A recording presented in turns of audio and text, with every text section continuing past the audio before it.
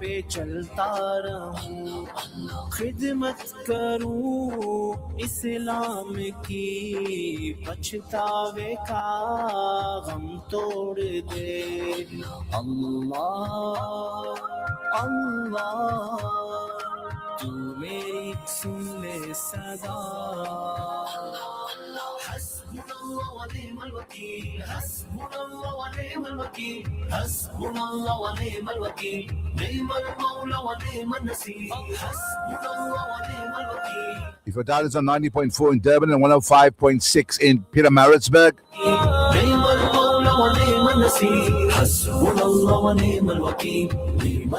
You tune to Radio Ansaar. We broadcast to you 24 hours a day, 7 days a week.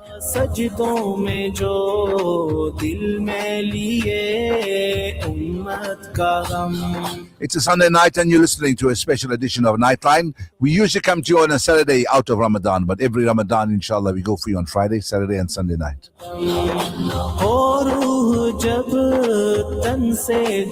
And Niteline's a program designed especially for you, the listener.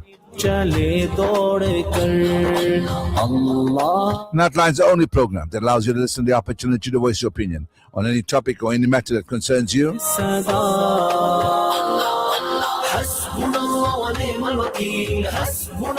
Also on Niteline, we conduct interviews with the famous, the not so famous, and the infamous. Assalamu alaikum wa rahmatullahi wa barakatuh. It's a wonderful and fantastic evening here in Durban, KwaZulu-Natal. My name is Brother Mahomed Variawa. In the studio with me is Dr. Anwar, Jeewa, and the expert technician tonight is Asif. We're going to spend the next 2 hours with you. It's a Sunday night, so we're not going to keep you until the early hours of the morning like we did last night. Last night's program was amazing. Thank you to all those that contributed. Let me talk to my co-host, Dr. Anwar Jeewa. How are you? You got a very nice outfit on, brother. Assalamu alaikum wa rahmatullahi wa barakatuh. You're looking smart, man. Okay, alhamdulillah. Do you dress for me? Ow. It's a party. It's a Sunday. You know, people speak about online shopping. Become a huge thing, Brother Mohammed. In fact, you see a lot of the clothing businesses are taking a hit in this country because a lot of people are going online and buying stuff that are very reasonable and very cheap and also very, very good quality. Alhamdulillah. So trying a new look, a Sunday look. And you're looking cool, man. You're looking nice and grey and cool. Ready for a jog. I wish they can see you on Facebook. No, not really. I don't think it's a jogging outfit, but it looks very nice. Well done. I just clipped my nail. Look at it. How was your drive? Believe you drove. It was very, very nice. We left at about 8:30. It was overcast. The drive was nice. The roads were very quiet. But I found that road from Maritzburg to Durban is fantastic. It's amazing. I'm talking about the new one, the new 6-lane that's open. It was very, very nice. And when it's overcast and it's cool, you just feel better. So I got here about 4:15.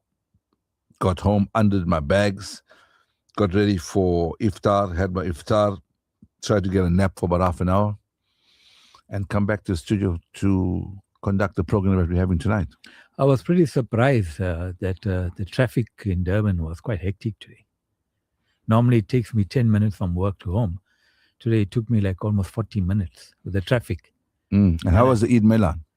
Oh, Eid Milan, I promise you, was phenomenal. I mean, the setup was beautiful. The attendance, the crowd, the people that came in, the variety of stuff that they had. No, well done. Well done to the organizers.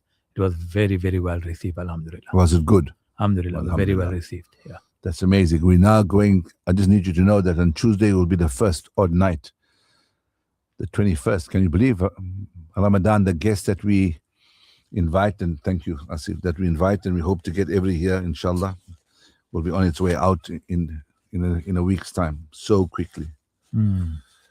Days are moving fast. I mean, if you look at it, it's approximately 10 days of the March is already over. So, before you know it, 1/3 of the year is almost done and dusted. And for all those joining us tonight, our wonderful listeners, both the silent, I see we got a few of the silent listeners to talk last night. That's very good.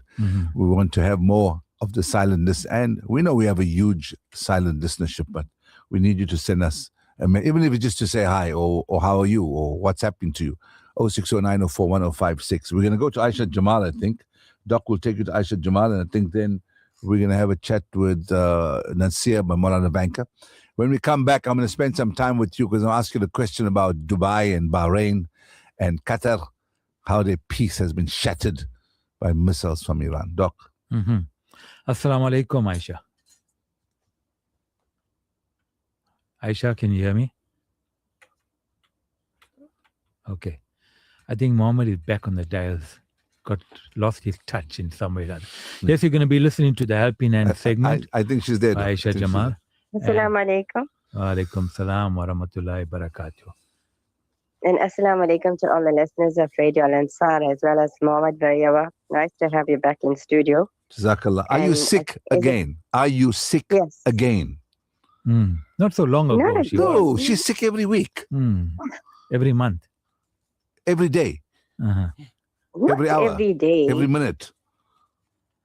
What's wrong with you now? I have allergies. That's why. That's my problem. Oh, you have allergies. Maybe you got too many plants in your house. Prone too many flowers. Be like Mohammed and I think seasonal weather changes. Be like Mohammed and I, we embrace in old age gracefully. Yeah, you see, we embrace it in good health. Alhamdulillah.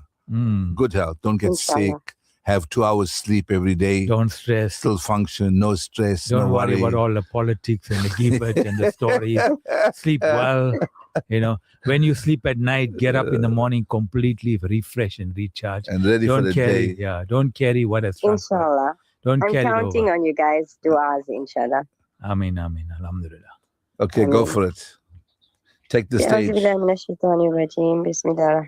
So we're making an appeal for... Hello? Yeah, we can hear you. Go ahead. All right. So we're making an appeal for a couple in the Chatsworth area, and they've been bitten by fleas, believe it or not, where the outbuilding that they are living in is infested by fleas. The landlord sold the property and left so many dogs in the yard, and obviously now the dogs have been infested with fleas, and now it has bitten them totally and desperately. They really need to move. The brother is currently looking for work, and he'd had ill health, so that is why he lost his job, and he wasn't working. So obviously now he can't afford to move to another place, and I think the landlord has been very unfair because he sold the property and moved on and hadn't even informed them that they need to move out by the end of the month. So I think if we can assist his brother and the sister and the child, inshallah, you can give me a WhatsApp message. And they're obviously looking for deposit and 1 month's rental. So from yesterday, we're still making an appeal for mother who has a 13-year-old son who suffers from schizophrenia, and she desperately is appealing for a sugar and pressure machine. And her son's psychiatric treatment, obviously is causing spikes in pressure and sugar readings and has to be admitted in hospital and to be monitored. So just to avoid this, she'd rather have the pressure and sugar machine so that she can keep an eye on him. So if you can assist in any way, it is expensive, I think, to buy it for a person that doesn't have money every day to buy groceries or food. So I think it's in the region of 350 to 600 Rand. So if you have one at home and you're not using it. And I think the machine itself is not as expensive as the strips that they used for the sugar machine. Right. And then also we're still making an appeal for the sister who is requesting assistance to purchase a spinal cushion and a neck pillow. And she suffers from nerve damage and abdominal adhesions. And she really needs that. Obviously, she can't afford to buy it. She says that it is available in one of the shops. I'm not going to mention the name, but you can assist her in buying that. I'm not sure how much it is at the moment. Right. So we also, just adding to our appeal for today, we received an appeal from Hope for You Foundation. Please support their Gaza and Syria projects, and please WhatsApp me for their details, inshallah. And then also, we got an appeal from Darul Ulum Samania in Verulam, and that's Mulana Mubin in Trenance Park, and they need your assistance for their projects for the Ramadan appeals, and that's on 0718951278. Also, we're making this urgent appeal also for a widow in Phoenix. She's literally sends me a message every day on the hour. So she looks after her 3 grandkids, and she stays in Riverfern in Phoenix. If you're around that area, please, you can pop by and see whatever she needs. I've known this lady for quite a number of years as well. I think she doesn't have water for many, many years. She has bottles in her house that she keeps it there, and obviously no lights and water. There's too many complications for that to even explain about it, but she's really needing your help. So if you can assist her in any way, please do WhatsApp me for her details. And don't forget about all our outreach projects on Ansaar. That's for Ramadan and much more after Ramadan as well. And remember that we all need your contributions, your lillah, your zakat, your sadaqah, so you can donate to whichever organization you choose, but please donate. And that's all we have for today. You know, you mentioned about the mother that has a son who has schizophrenia. You know, I must say that, you know, I worked in this field for many, many years. And one of the most difficult challenge that a parent can have or a family member can have if they have somebody with mental illness, it's very difficult to manage these individuals. Well. You know, these people are not in the, you know, in the proper state of mind. They hear things, they hear sounds, they basically imagine things, and also their behavior is very, very erratic. And unfortunately, there's no real cure for this, except to take medication. But, you know, obviously the medication, you know, is not 100% foolproof in a sense that they do still go through challenges. So my heart goes out to any parents that have a child with mental illness, like both bipolar or otherwise schizophrenia. Yeah, I was going to ask you how related is it to bipolar? Is it similar? It's 2 different things. With schizophrenia is where you have hallucinations, and obviously you conjure up stuff and all that. You have hallucinations, but you know that conjuring stuff. If you look at deeply in their mind and in their mental state, it's real. When they say they hear things, they hear things. Now with bipolar is when you have the ups and downs. Split personalities. No, not high. Bipolar is not split. It's more to do with either you are depressed or not depressed. And if you are not depressed, you have the highs and lows. So 1 minute you're all excited and you want to get things done and you're happy and you're overexcited, and then suddenly you have a dip, complete dip. And in that dip, you want to isolate yourself. You don't want to love. You don't want to do anything. So it's mainly to do with, when I speak about bipolar, it's more related to depression when it comes to deal with the chemical imbalance. So there is a huge difference. Jazakallah, I think I've learned quite a lot tonight. I think many of us also, we don't really understand, a lot of us don't understand mental health. And there, like you said, there are so many families that have people that suffer from that. And it is difficult, because if you're not equipped and you're not educated enough on mental health, I think it's really becomes a challenge in every family. But we make dua, inshallah, that Allah Ta'ala guides us also, and allow people to, get the help that they need, inshallah. Inshallah. Well, once again, it's also very sad to see many out there that are suffering and finding it difficult. What is very sad is that the basic needs is what they don't have. They're not asking for anything in form of luxury items or whatever it is. The basic, like as you speak about water, food, things like that. And it is sad. So that's why, I would suggest that, yes, you can give your zakat to organizations of your choice, but at the same time, look around you and see, those that you know close to you or nearby, and try to assist that person in some way directly. Then you're definitely helping somebody who is accountable. I think also, Dr. Jeewa, just to add to that, is that, we become very judgmental. Not all of us, but most of us become judgmental when we don't know. We just look at these people and, and when they come to our offices or whatever, and then we sit down with them and we learn about, their situations and what's happening in their lives. And then they will obviously now come up with a history of what's been happening in their lives. And we take it for granted because we have that plate of food, we have that house, we have that job, that car. But for many of them, like you said, it's the basic necessities that they don't have, but we'll question, why can't you do this? Or why didn't you do that? Or why couldn't you do that? Or how come you're not working or you haven't got a job? And it's so easy for us to just get into that mode of questioning and not realizing where the person is coming from.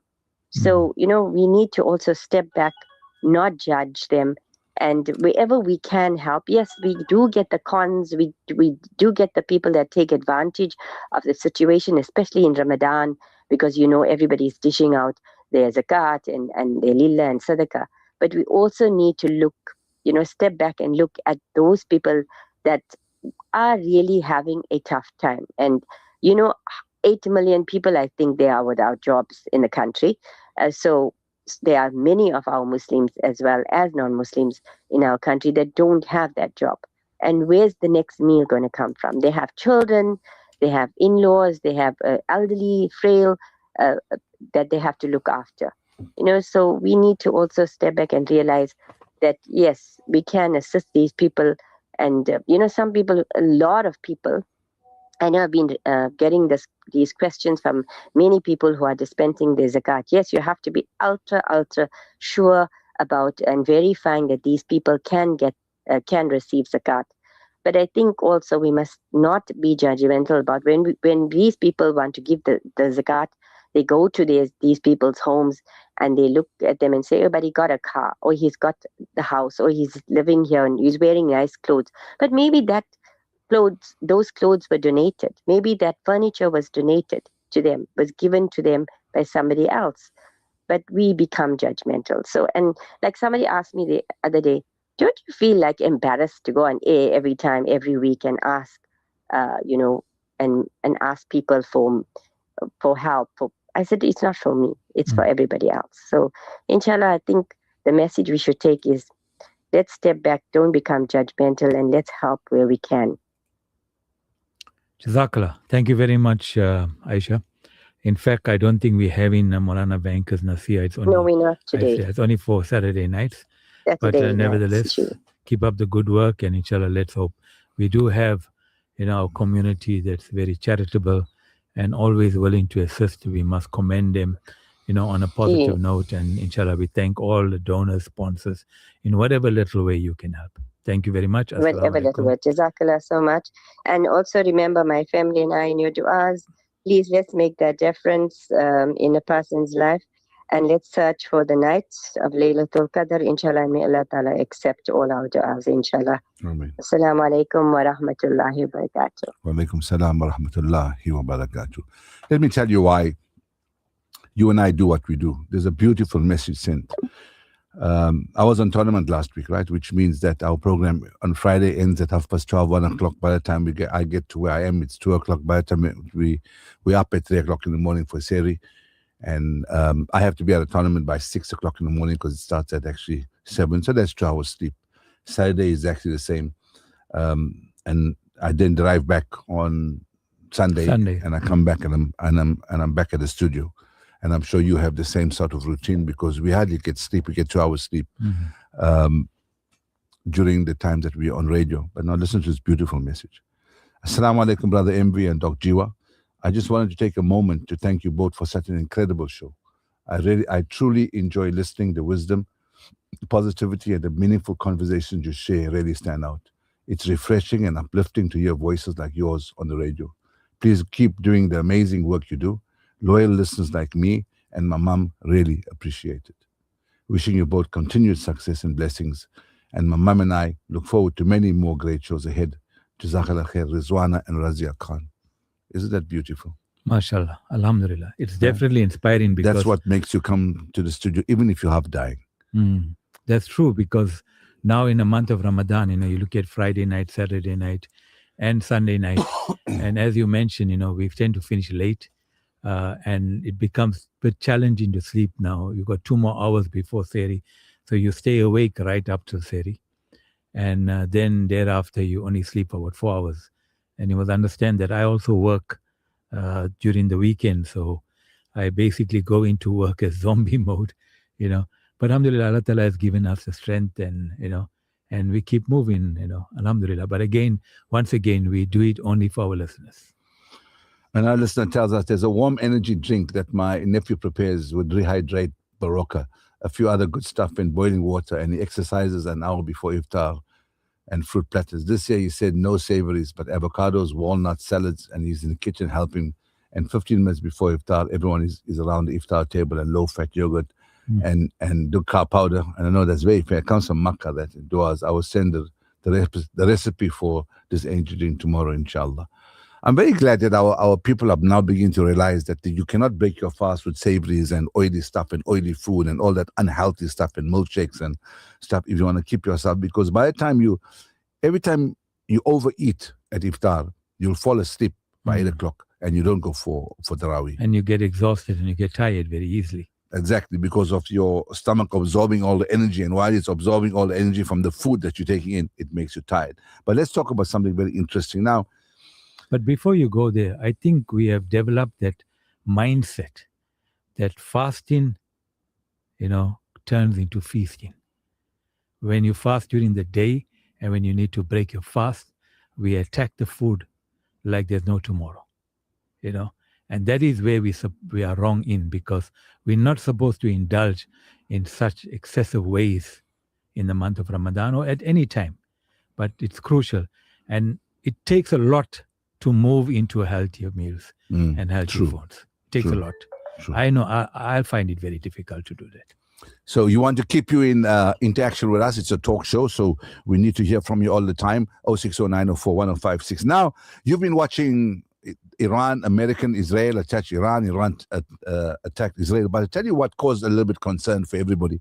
And if we look at what we call the soft states, we're talking about Dubai, Bahrain, Qatar, are the three, and Saudi. Let's leave Saudi out because Saudi wasn't too much involved. But let's talk about Bahrain, Qatar, and Dubai, in which Iran attacked the American military bases. I want to, and I talk to you from a point of view because I have family that actually live there. In fact, on today is Sunday. When did they attack the Dubai Marina? Saturday night, I actually think so. They were out for iftar, and my son's block of flats is right next door, by the way. So that was very, very, very scary. And they closed the window when they hit the top building of the Dubai Marina. Now, I want to talk about when comfort makes conflicts. You understand, these people that live there are soft targets. Not soft targets, they're soft. I mean, everything's found for them. They have luxury, they have money. Everything works clockwise, whether you're in Dubai, whether you're in Bahrain, whether you're in Qatar. Qatar is the peacemaker. They don't get involved in anything else. They live their life normally. Now, when missiles hit your country, you don't know what to do. So I want to refer really, so I'm talking about when comfort meets conflict. The reality facing soft countries, for many people living in wealthy, peaceful nations, war feels like something from history books or distant news reports. It is something that happens in other regions to other people, so they don't ever expect it to happen to them. They watch it on their TV screens. Their daily lives revolve around careers, family, travel, entertainment, and the comforts of modern living. These societies often develop what some commentators call soft countries. Not soft in the sense that their people lack intelligence or ability, but soft because their national culture has been shaped almost entirely by peace, wealth, and security. War is not part of their imagination. And that is exactly why, when conflict suddenly arrives, the shock can be overwhelming. A generation that has never seen war. Emiratis are on their nerves. Qatarians are on their nerves. Bahrainians are on their nerves. They've never seen missiles come over their country. They've never seen their country receive missiles from anywhere in the world. So they don't sleep properly. They're on nerves end. In many developed countries today, entire generations have grown up without experiencing war on their soul. Take countries such as Germany, Japan, or Sweden. For decades, these nations have enjoyed peace, prosperity, and strong economies. Citizens have grown accustomed to stability. Air raid sirens are things of the past. They've never heard air raid sirens. They don't know what it sounds like. Military service is distant from everyday life. Bomb shelters are often forgotten infrastructure. As a result, many citizens simply cannot imagine their cities becoming battle zones. Peace becomes normal. War becomes unimaginable. Comfort creates complacency. Prosperity brings comfort. Comfort can sometimes bring complacency. When a society enjoys decades of uninterrupted stability, public priorities shift. Governments invest more in lifestyle, social services, and economic development than military preparedness.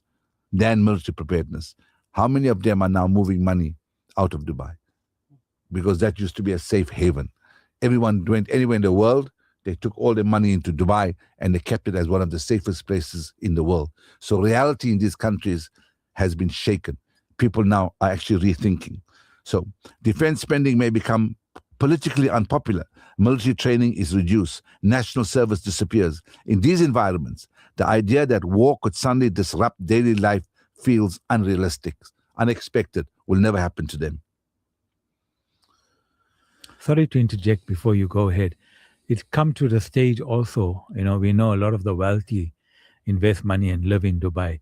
So the time when all these missiles started targeting these Gulf countries, people who had lots of money, like billionaires, have tried to get private planes to get out of the country.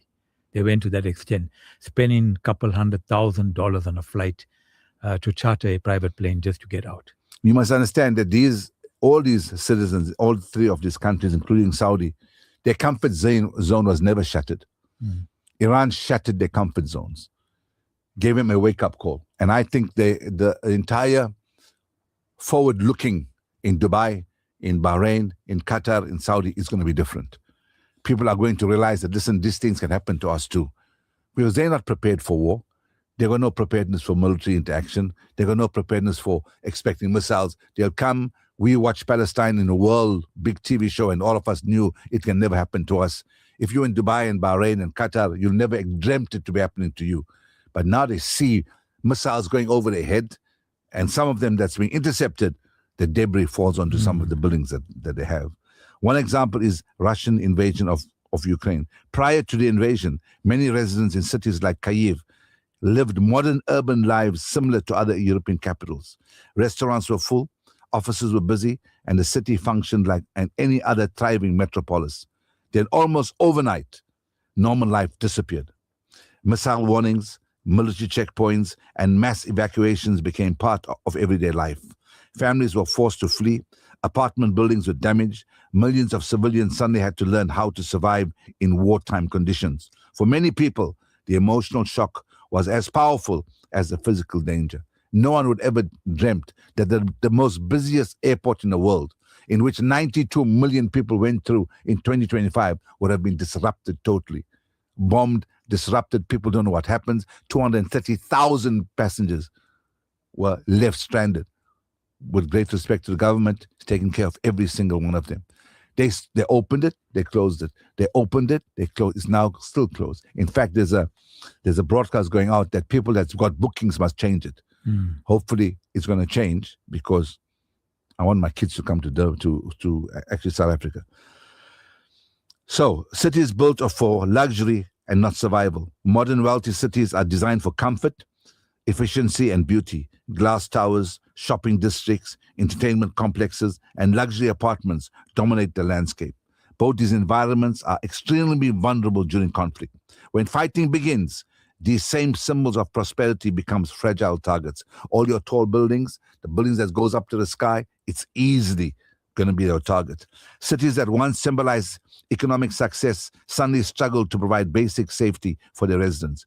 People who spend their lives worrying about mortgage payments or career promotions suddenly now worry about air raids, sirens, evacuation routes. The sudden panic of civilians, perhaps the most dramatic change occurs amongst ordinary civilians.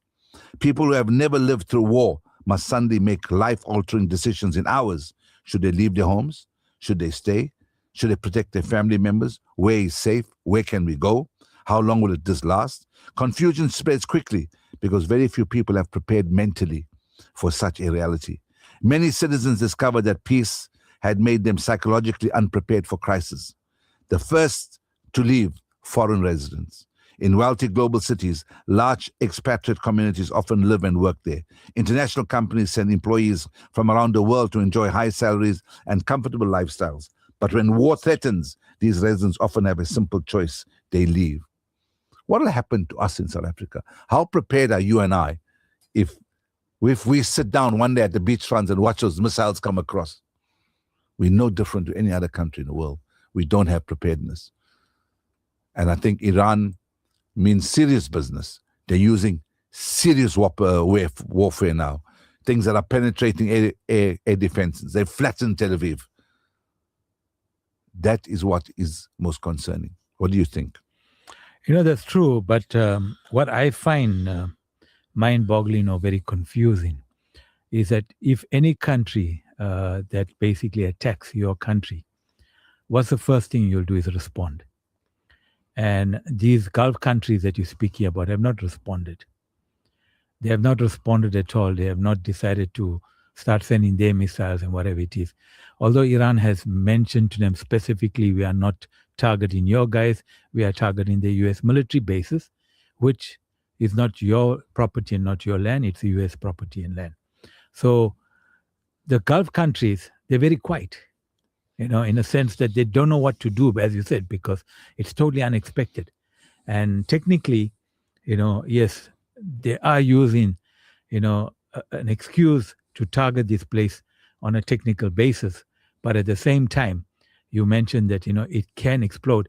And the sad part is that falling into the trap of the US and Israeli government. Why? Because that's what they wanted. They wanted the Middle East to become unstable. And they knew that the only country that they were scared for was Iran. And now Iran has seemed to, I don't know whether knowingly or unknowingly, or they're playing into their hands, because if you look at it, they're attacking Israel, yes. They can't attack America because it's too far away. Maybe their warships around there, so they have to attack the US naval bases. And now they're attacking those countries that the Israelis and Americans want to happen. And they're quiet.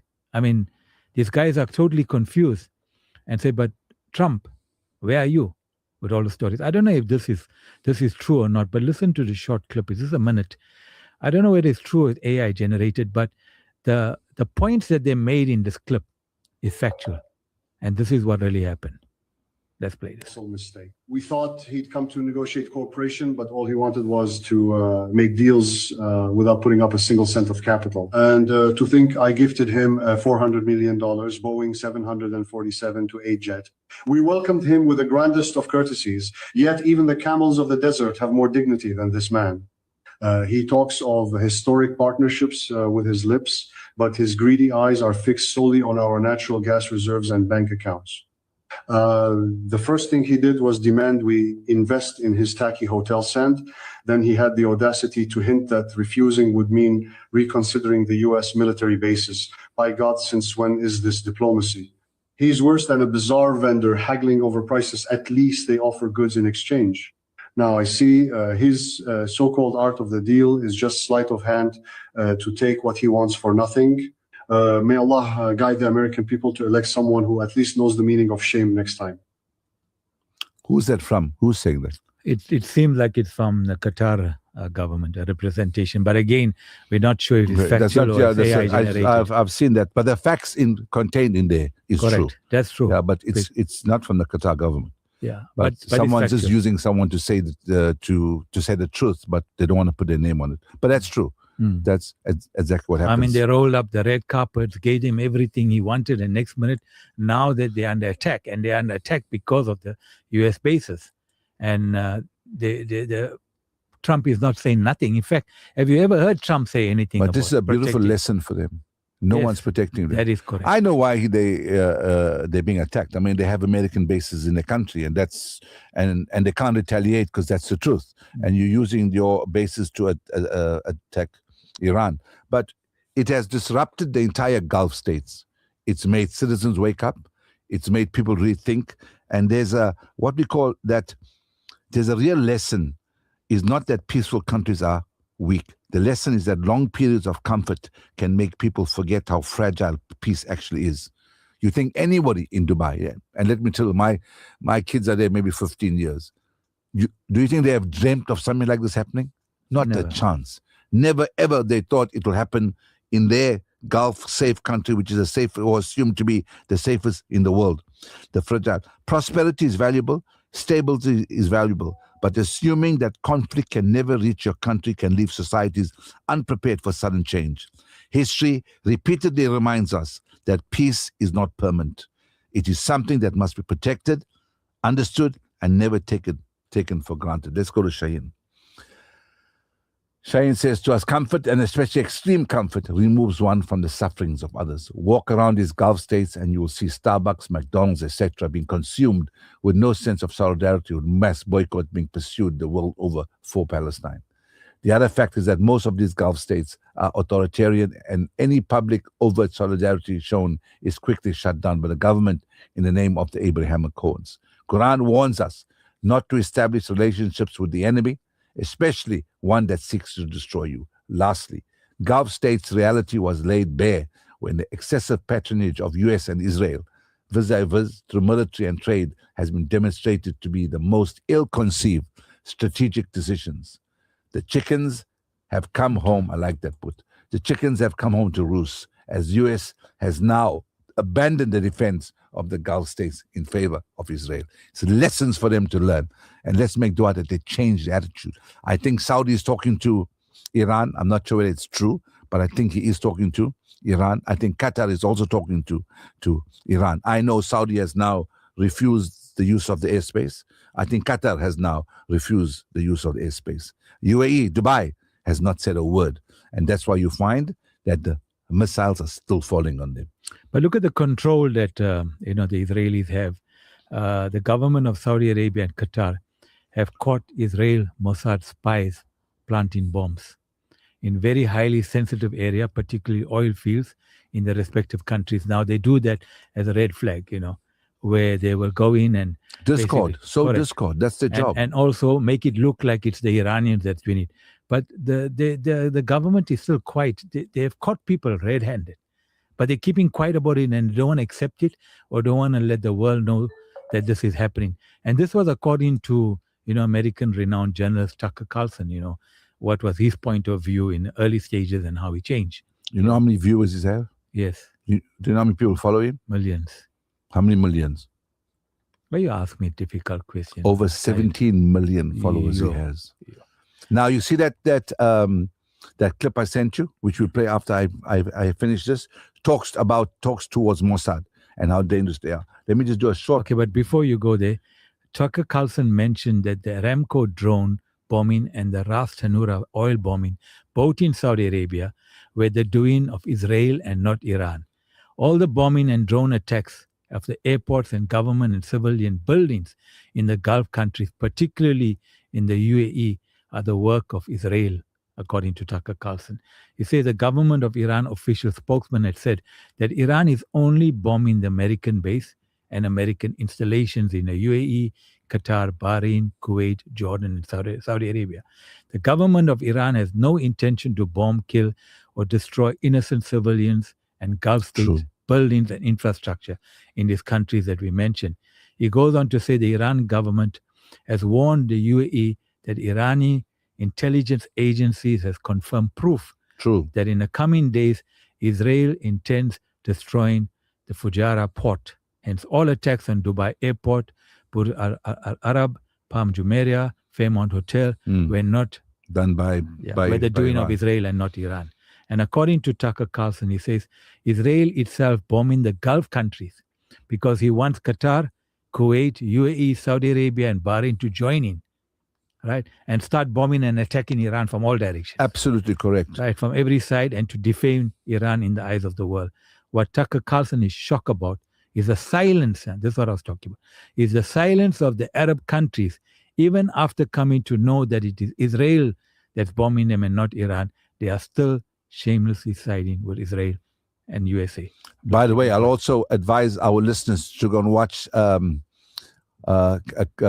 young lady called Candace Owen, who, by the way, demonstrated, however, listen to me, that 9/11 was done by Mossad. Watch her program in which she demonstrates to you that 9/11 was the work of Mossad. And by the way, she also proved beyond doubt that Charlie Kirk, for people that know what's happening and who Charlie Kirk is, Charlie Kirk was not murdered by the person that they thought they did. He was murdered by Mossad agents. And she's proved that. And Erica, his wife, was part of that. Let me just read you a short end of this thing, and I want Doc to play that clip on Mossad agents and how they operate. So, the lesson of modern peace. The real lesson is not that peaceful countries are weak. The lesson is that long periods of comfort can make people forget how fragile peace actually is. Prosperity is valuable. Stability is valuable. But assuming that conflict can never reach your country can leave societies unprepared for sudden change. And history repeatedly reminds us that. Now, I want you to listen to this clip that Doc's going to play and pay attention to it carefully. How these Mossad agents operate. And by the way, they found out that Ismail Khani, who was a member of the Iranian Republic Army, has betrayed the Ayatollah Khomeini. They found out who the traitor is. So remember, and the highest number of Mossad agents is where? Which country? In Iran. In Iran. Yeah. And they've reached the highest echelons of society. Correct. They've penetrated the best. You must understand, let's not compete with them. They're such a powerful intelligence agency. They work on bribery, corruption, and divisiveness. Listen to this clip. I was telling you early on, about that movie that had come out called Tehran. And I told you that the director of that movie was killed in a hotel a month ago, or found dead. And if you look at that that series, I think they've gone into episode 3. They show you. What's it called again? I want to watch it. Tehran. Is it called Tehran? It's on what, YouTube? Just trying to think where it is. Apple TV. Oh man, that's You too. know it's Apple TV. That's too technologically advanced for my brain. You have an Apple phone or you're a Samsung person? I'm a Samsung. I won't touch Apple. But I'm sure you can Google it and pick it up on YouTube. You will be. But I promise you, the way they describe everything, exactly as how it's taking place now. They have these ways of being able to know exactly. I don't know if you remember, I sent you a video just recently of a so-called person who live on Facebook took a gun and blew his head off. And apparently they were saying that he was one of the guys, No, but you confirmed it. That was a fake. And you said that it happened a year ago and it was some other thing. And people started spreading this video showing this individual in his room reading the Shahada. And I mean, I find it difficult now. You want to kill yourself and you're reading the Shahada, Like how they found passports on 9/11. Same. Yeah, and it was completely something. But now it has been confirmed that what you had mentioned, that there is a general. They even had people who are Israeli Mossad agents who had befriended right at the top of the government wives, because it's a lady. It's true. Right. And befriended them to such an extent that she was in and out their houses. So she knew everything that was exactly going on. True. I know the one Correct. you're talking about. You're 100% right. Correct. Now, listen to how these Mossad agents operate. I like this name. It's called Division Trap.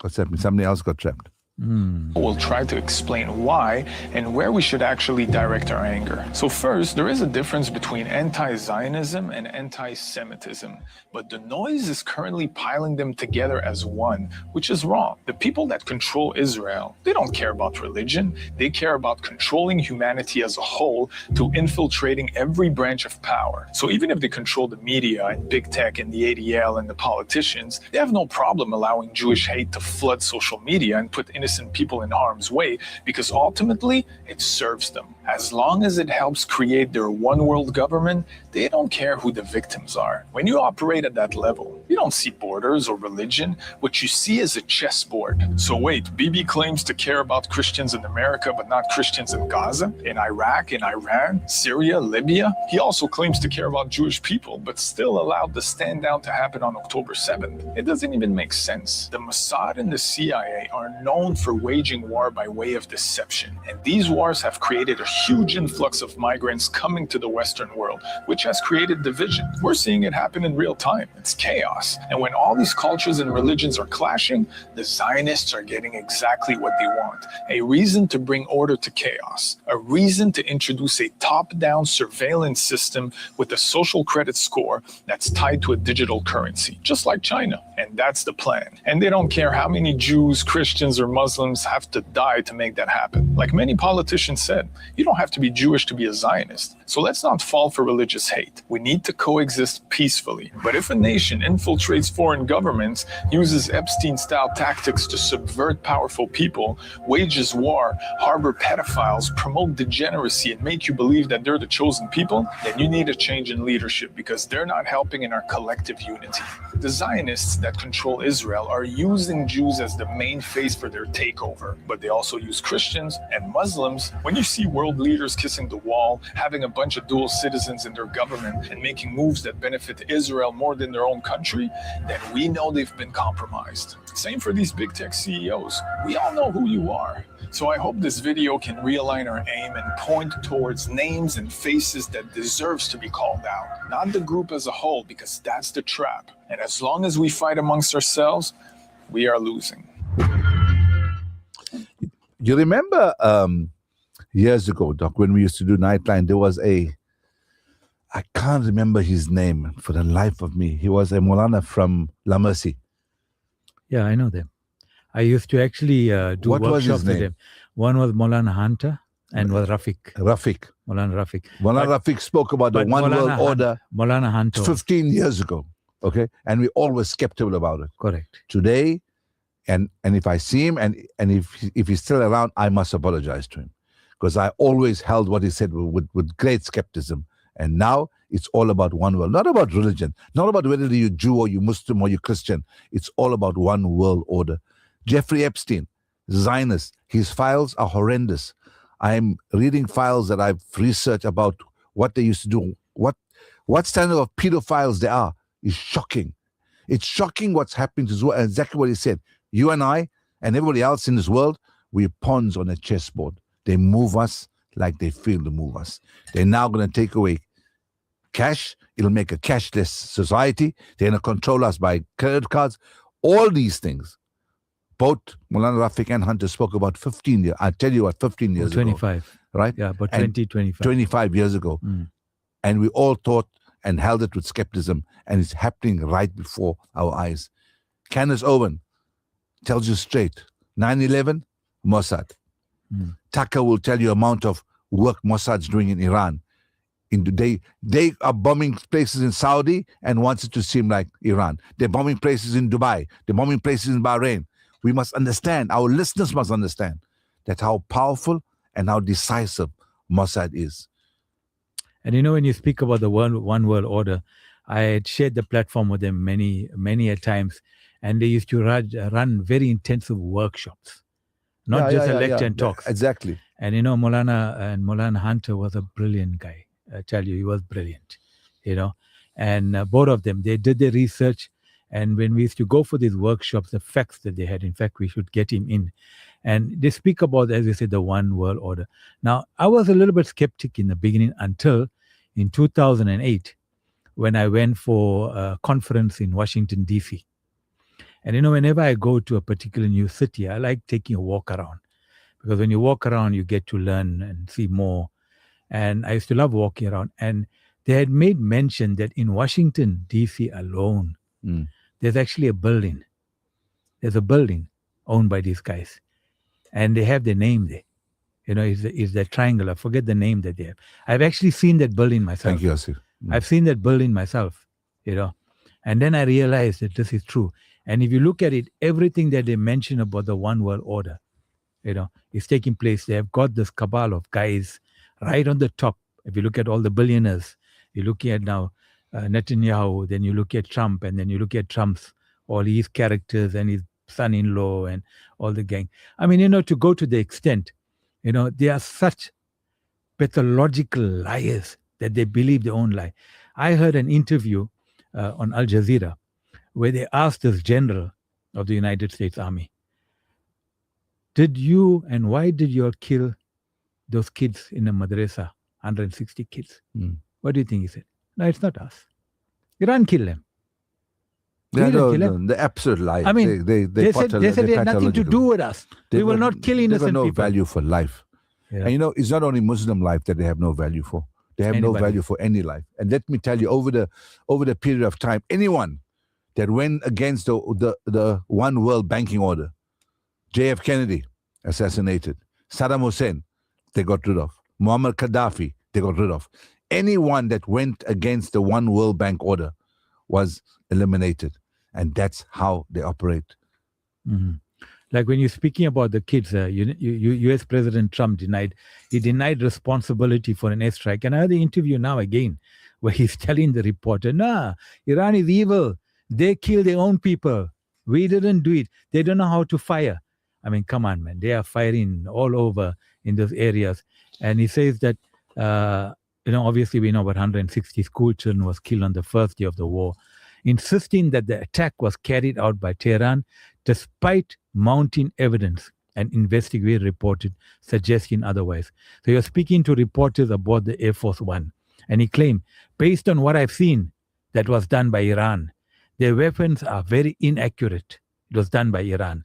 And the defense secretary also denied the claim, said the only side that targets civilians is Iran.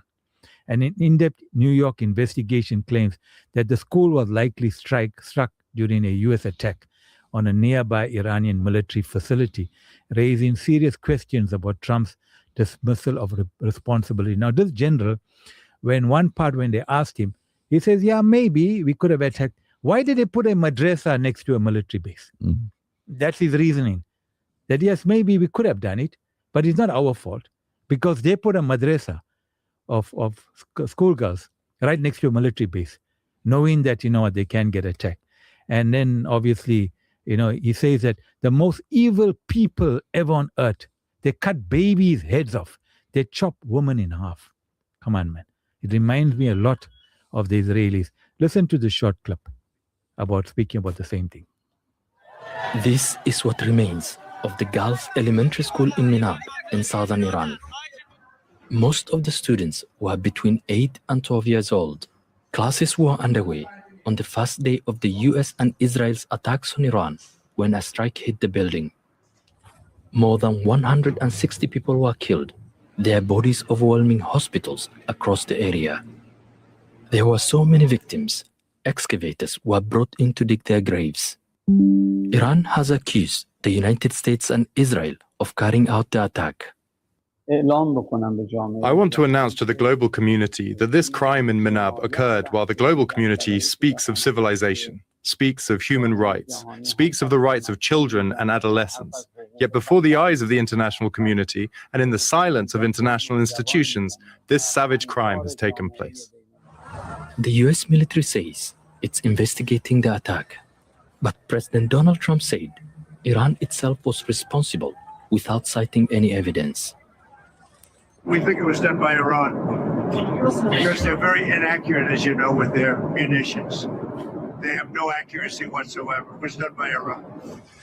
A claim outrightly rejected by Iran.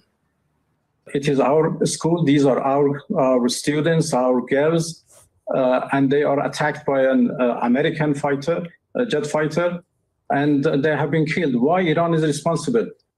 American media reports and analysis of the evidence suggest the US military was behind the strike. At least 4 schools have been hit since the war began. The UN and rights groups have condemned the attack and called for an independent investigation, meaning the killings in Minab could become a defining test of accountability in the conflict. Hamza Mohammed. That's absolutely terrible. Can you imagine the parents? And by the way, after the first bomb landed, the principal moved the kid somewhere else, and the second one landed as well. So as Muslims, we must stop being divisive and fighting over irrelevant stuff. There's an enemy, and a actual country is fighting the enemy, and that's what's it all about. Now, we spoke about, before we go to Hasina and to Faiz, that's on the messages. I'll come to you now. So we have people living in Dubai, and lots of families got kids that are living in Dubai. So when a loved one is stuck in a country that is under attack or at war, the impact on their family back home can be profound. The effects are emotional, psychological, social, and even financial. Here are some of the key impacts of families often experience. Constant fear and anxiety. Families live with continuous fear for the safety of their loved ones. They worry about the bombings, the gunfire, or the military operations. Many fear that they might receive a phone call with bad news. Sleep becomes difficult because the mind is always anticipating danger. So if any of our listeners listening tonight have family members that are anywhere, Bahrain, in Qatar, in UAE, in Saudi, that's working, give us a call, 060-904-1056. What goes through your mind when your kids are so far away from you? For families, uncertainty is often worse than knowing, because they do not know if their loved one is safe from hour to hour. Emotional trauma, when war does not only traumatize the people in a conflict zone, families thousands of kilometers away can also experience trauma. Common emotional responses: helplessness, they don't know how to protect their loved one, they go into emotional backdowns. So these are things that you go and you fear when you have children living overseas. And I was very nice about a number of people that called me to find out about my kids that were in Dubai. And I'm sure there's lots of other people that phoned families to find out how your kids are doing, because you never know, and you need to know what's happened to them from time to time. Let's go to Sister Sina. Says, Assalamu alaikum, brothers. Really awesome and very informative show. Jazakallah khair. Thank you very much. Let's go to our brother Faiz. I hope he's feeling better. Asif, I think we can play his voice note directly, Asif. Can I just press which button? It's on, so I can just play it, because we trust our brother Faiz. Assalamu alaikum wa rahmatullahi wa barakatuh, my two brothers and the listeners. We're talking about the Iranian-Israeli-US conflict. Look, if we go back 2 years, before this Palestinian genocide took place, Mr. Netanyahu went onto the American Congress like a great gun. He opened up a map, and on that map he showed what Israel intended to do with making the greater Israel. And in that, it contained parts, a lot of parts like Jordan, Kuwait, even a lot of Saudi Arabia, Egypt, Syria, Lebanon. Look, most of the people know that this was going to be part of the greater Israel. This whole thing, when they brought in America, it was to take over, to basically destroy Iran and take over all the Gulf states. Now, the Gulf states with the Abrahamic Accord, just like how Israel broke the ceasefire now with Iran, and they were lucky that Iran accepted that ceasefire during their 12-day war. I think that was a big mistake by Iran. They should have just carried on and just threatened Israel. USA was still going to jump in any event, like what's happening now. Just that they were prepared now for Iran. But the UAE, like I said, Brother Mahomed, I know you got family there. The UAE is not run by a Muslim Arab. It's that MBZ is just there, as a frontage, like how we got, how we put, a black man to run a certain company in this country to show BE. The Zionist lobby in UAE is absolutely strong. In fact, I think they're stronger in UAE than in America. So let's get our facts straight here. Iran is only defending himself. If they didn't bomb these air bases, America would have used those same bases to attack them. I mean, look at what's happening now. They are using the United UK air bases at the moment. They asked Spain. Spain refused completely. They are using UK bases because, thank God, it's good that these air bases were bombed. And if the shrapnel and whatnot from the missiles fell, it's all these countries' fault. They should have let the missiles go through. It's not their war. Let the missiles go through. Anyway, it is what it is. I say the Arabs got no cojones. Like what the Mexicans say, we all know as men what is cojones. No cojones they got. So let them all suffer as far as I'm concerned. It's the people now need to march and ask Israel, Trump, whatever it is, to stop all this nonsense. Take all the weapons and go back home. As it is, the Lincoln is, I think, now at the moment in India, because they knew that the Lincoln was going to be sunk. And if that sunk, the war was over. Jazakallah. Assalamu alaikum. In fact, went to the extent of Trump threatening Spain because Spain refused. He threatened them to the extent that we're going to come for you for what you've done. I mean, that's a bully. That's a crazy, pathological. Trump is a psychopath. He's a schizophrenic. He's bipolar. He's every part of a mental illness you can find. He has it. It's 24 minutes past the hour of 11 o'clock. You just joined us. You're in the company of Brother Mahomed, Variawa, Dr. Anwar, Jeewa on this beautiful Sunday evening as we're moving towards our first, the last 10 days, which start on the 21st, which is on Tuesday. Let's listen to this beautiful nasheed.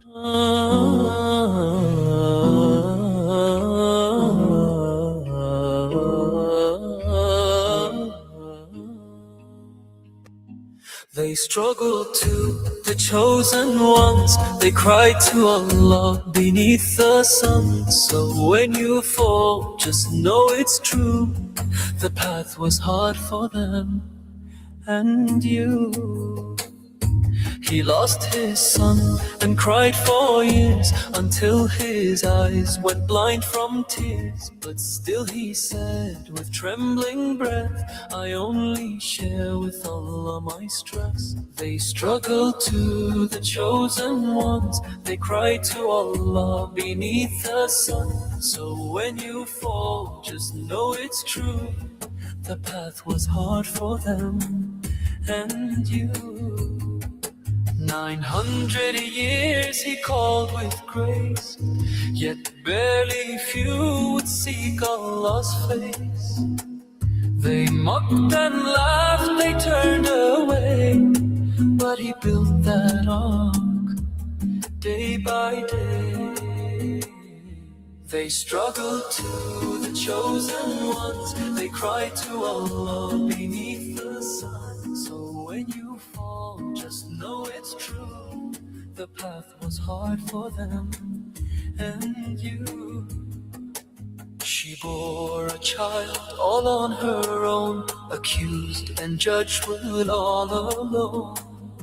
And Isa spoke before he walked, a baby with a soul that talked. They struggled to the chosen ones. They cried to Allah beneath the sun. So when you fall, just know it's true. The path was hard for them and you. An orphan, poor, betrayed and bruised, he watched his people all refused. But still he smiled and still he prayed, and in the cave alone he stayed. They struggled to the chosen ones. They cried to Allah beneath the sun. So when you fall, just know it's true. The path was hard for them and you.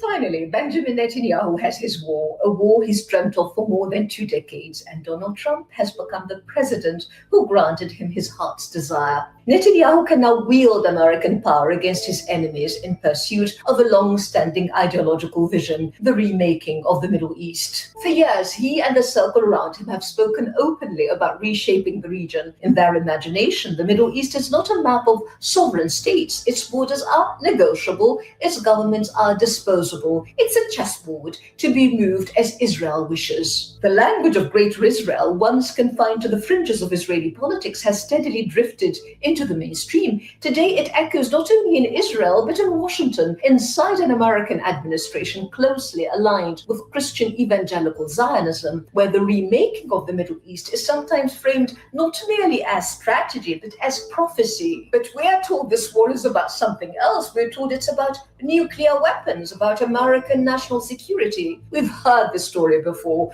We heard it about Saddam Hussein's weapons of mass destruction. We heard it from George W. Bush and Tony Blair, and we watched as Iraq was invaded, shattered and fractured, only to discover that the central justification for war rested on lies, on deception. The consequences were not theoretical. They were measured in hundreds of thousands of lives, broken, burned, buried, often without even bothering to count the dead, measured in regional chaos and in a permanent stain on Western credibility. Now, the script has been dusted off and repurposed because Iran, at the very moment this war began, was negotiating in Oman, in Geneva. Its foreign minister was signaling flexibility, willingness to reduce uranium enrichment, willingness to accept international oversight. There was space for de-escalation. Instead, diplomacy became theater. While diplomats spoke of compromise, fleets quietly moved through the Gulf and the Indian Ocean. Mobilization unfolded beneath the cover of dialogue. The choreography was familiar. Talk peace, prepare war. Then came the strike. Iran's supreme leader assassinated, political leaders targeted, military commanders eliminated, sovereign territory bombed, cities shaken. And yet, in the dominant American narrative, Iran is somehow cast as the aggressor. But Washington would be making a profound mistake if it imagines that war with Iran will resemble the invasion of Iraq in 2003. When American troops stormed Baghdad, Saddam Hussein's regime was already collapsing. His disastrous invasion of Kuwait had ended in humiliating defeat. A decade of suffocating sanctions had hollowed out the Iraqi state. Internal divisions were tearing the country apart. The Iraqi army was shattered. The Iraqi state was broken. It took only days for Saddam's statue to be pulled down in Baghdad while American forces raised their flag over the city. Iran is not Iraq, nor Afghanistan, nor Gaza. For half a century, Israel has fought almost exclusively against militant groups rather than conventional armies. Its last full-scale war against an organized army came in 1973 when Egyptian forces stunned Israel by crossing the Bar-Lev line in Sinai. Israel stabilized the battlefield only after a massive American airlift rushed weapons and supplies. In Lebanon, Israel confronted Hezbollah and after years of attrition was forced to withdraw from the south in 2000. In Gaza, it has dropped tens of thousands of tons of bombs on one of the most densely populated places on earth, fighting militants in tunnels beneath a tiny besieged strip of land. And even there, against fighters in flip-flops, starving in underground tunnels, Israel has struggled to fully crush the adversary or recover all its hostages. Iran is something entirely different. Iran is a nation of more than 90 million people, a vast country with complex mountainous terrain that has frustrated invading armies for centuries. It has a large conventional military, a hardened core of Islamic Revolutionary Guard forces, hundreds of thousands of besieged mobilization fighters ready to be activated. But the decisive factor is deeper than numbers. Iran possesses a powerful sense of national identity fused with Shia Islam and hardened by centuries of historical memory. And in moments of external threat, that fusion tends to tighten rather than fracture. The American bombardment and the killing of Iran's leader has not broken Iranian society.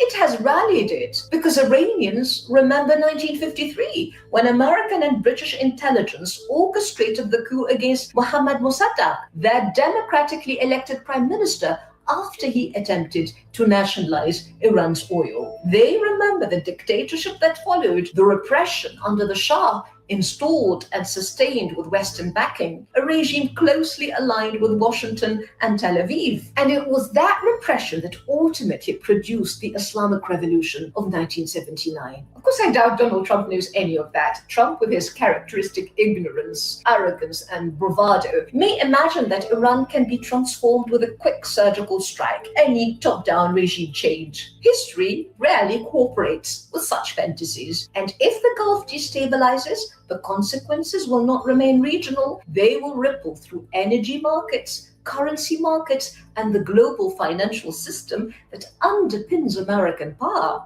This may prove to be one of the most dangerous strategic adventures the US has ever undertaken. It may not produce a new Middle East shaped in Israel's image. It may instead follow a far older pattern, the story of a superpower overreaching. Empires at the height of their confidence begin to believe their own mythology. They mistake military superiority for strategic wisdom. They assume force can reorder history itself. But empires rarely fall because they're weak. They fall because they overestimate their strength. From hubris, Britain learned that lesson in 1956. Convinced it could still dictate events beyond its shores, London launched the Suez Adventure, a show of force meant to restore imperial prestige. Instead, it exposed the limits of British power. What was meant to demonstrate strength revealed decline. History rarely repeats itself exactly, but it often repeats its logic, and Iran may yet prove to be America's Suez. That was Sumaya Ghanouchi, a British Tunisian writer and expert in Middle East politics, says that the current war with Iran is the culmination of Benjamin Netanyahu's long-standing ideological vision to remake the Middle East, a desire now granted by Donald Trump. She says the conflict is not truly about nuclear weapons or American national security, but rather about treating the region as a chessboard where sovereign borders are negotiable and governments are disposable. Let's go to Mo. Mo Perfumes, very ardent listener of ours. Assalamu alaikum, my brothers. Very apt topic. The dynamics of the world is changing fast. This is the information age, and if you don't keep yourself updated with the latest happenings, you get left behind in the dark. That's true, Mo. I agree with you. The West is a deception spreading lies to further their one world order and banking system. 100% correct. Even when they caught red-handed, they deny it. The Arab countries are a disgrace to the Ummah in the unwavering support for America and Israel. Iran is standing alone in this war against the greatest enemy of Islam. Although they are Shias, okay, I want to read that. Caught red-handed, although they are Shias. Allah uses one enemy against others sometimes. Keep the updates coming in. Even Americans seem to have woken up from their slumber and questioning why they are fighting for the war for Israel. We'll send a clip shortly, Jazakallah khair, salams and du'as. It's important that our listeners understand tonight that the purpose of this information is to make you aware of what's happening. There's thousands of TikToks and reels that go on that's about 80% of them are absolute nonsense and not true. And you must be able to understand and critically analyze what you see and what you read and what you believe, and more important, what you tend to pass on so quickly. We need to find out the truth. Iran is standing strong. There's no change of actual regime that's going to happen. Their military is backed by Russia and China, and they are causing devastation in Israel. You won't see it. Just believe it from people that's got inside information. Let's play a quick clip about the U.S. public approval of the Iran war. There's protests that are taking place at the moment. From the Pentagon and from the White House, the Trump administration insists the threat from Iran was imminent and war was the only answer. When crazy people have nuclear weapons, bad things happen. But poll after poll shows the American people are not buying it. A Reuters Ipsos poll finds public approval of the war at 27%, lower than the Vietnam conflict in its last 2 years. I don't support it just because I don't support violence, and I just feel like there's a lot of things happening here in our own country that we could be focusing on. Americans seem more concerned with rising grocery and gas prices. On Capitol Hill, Democrats are wasting no time making their arguments to retake control of Congress in the November midterm elections. Every strike, every military escalation, every headline is a distraction. It pulls our attention overseas from the urgent economic struggles that Americans face at home. It distracts from the hard, less glamorous work it takes to make life more affordable for the American people. It seems to be working. Polls show voters are leaning slightly toward Democrats, giving them a chance to flip the House and possibly the Senate. I would like to see the Democrats control Congress. I think when that happens, people are more humane. I feel that way. The war has even split Trump's MAGA base, with some of his hardcore supporters saying he's gone from America first to Israel first. This happened because Israel wanted it to happen. This is Israel's war. This is not the United States' war. This war is not being waged on behalf of American national security objectives. No one should have to die for a foreign country. I don't think those 4 service members died for the United States. I think they died for Iran or for Israel. March is a long way from November, and Republicans have time to make up electoral ground. But for now, the signs point to resistance on the way to the polling booth. John Hendren, Al Jazeera, Washington. Yes, welcome back. You're listening to Niteline. It's approximately 11:45. Your time seems to be moving very, very fast. Yes, keep your messages going. And 90.4 FM is when you tune in, and 105 in Peter Marisburg. Is Peter Marisburg awake or sleeping? We don't get many messages from them. I think they sleep at about 9 or after Tarawih, which is latest 10:30. We got a message from... we always blame... But it's true. They are fast asleep town then. Salams, hope you're all well. Please forward me the video clip. Jazakallah khair. Just tell us which one you want, brother. I'm not too sure which one you want. Just tell us which one you want and we'll do that for you. Sayyid Mujtaba Khamenei, son of martyred leader of the Islamic Revolution in Iran, Sayyid Ali Khamenei, was appointed as the new leader. Is that true? I don't know. That's from Al-Muqawwama Al-Islamiyah. Day 9, yeah, I agree. The ship the Pentagon can't touch, and it's feeding Iran the battlefield. China's spy ship Liu Wang 1 is sailing off the coast of Oman right now, collecting real-time intelligence on every U.S. military asset in the Middle East and feeding directly to Iran. Let that sink in. The U.S. knows it's there. The U.S. knows what it's doing, and the U.S. can't do a thing about it. The Liu Wang 1 is a Chinese intelligence gathering vessel operating in international waters. It is tracking U.S. warship positions, aircraft, carrier movements, and air operations in real time. That data is being shared with Iran, giving them targeting information for retaliatory strikes. Shanghai-based Mizar Vision has been publicly posting satellite images of the U.S. military positions, including the F-22 locations and the carrier strike groups. Some of these sites were subsequently hit by Iranian retaliation. The Washington Post confirmed Russia is also giving Iran intelligence on U.S. warships and aircraft locations. Chinese and Russian satellite feeds are actively aiding the Iranian war effort. This helped Iranian to destroy a 500 million THAAD radar in Jordan, and Iran struck at 4 ANY TPIU radars, blinding regional air defense. Iran hit the U.S. Embassy helipad in Baghdad's green zone. They're showing you Iran firing blind missiles and drones. They're not showing you that China and Russia are giving Iran the exact coordinates of every U.S. asset in the region. Iran isn't guessing. Iran has a real-time intelligence feed from 2 superpowers. Here's why the U.S. can't touch that ship. It's in international waters, legal, striking a Chinese military vessel, declaration of war against China, and I don't think U.S. wants to interfere with him. China has the world's largest navy by ship count. China has just said it's ready to restore order and peace to the Middle East. That's not diplomacy. That's a warning. China held a massive military parade last year. Everyone laughed. Nobody is laughing now. China doesn't need to fire a single missile. It just needs to keep that ship sailing, feeding Iran the data to make every U.S. interceptor, every carrier position, and every radar installation a known target. The biggest mistake that Trump has made, dumb Trump, was to attack Iran.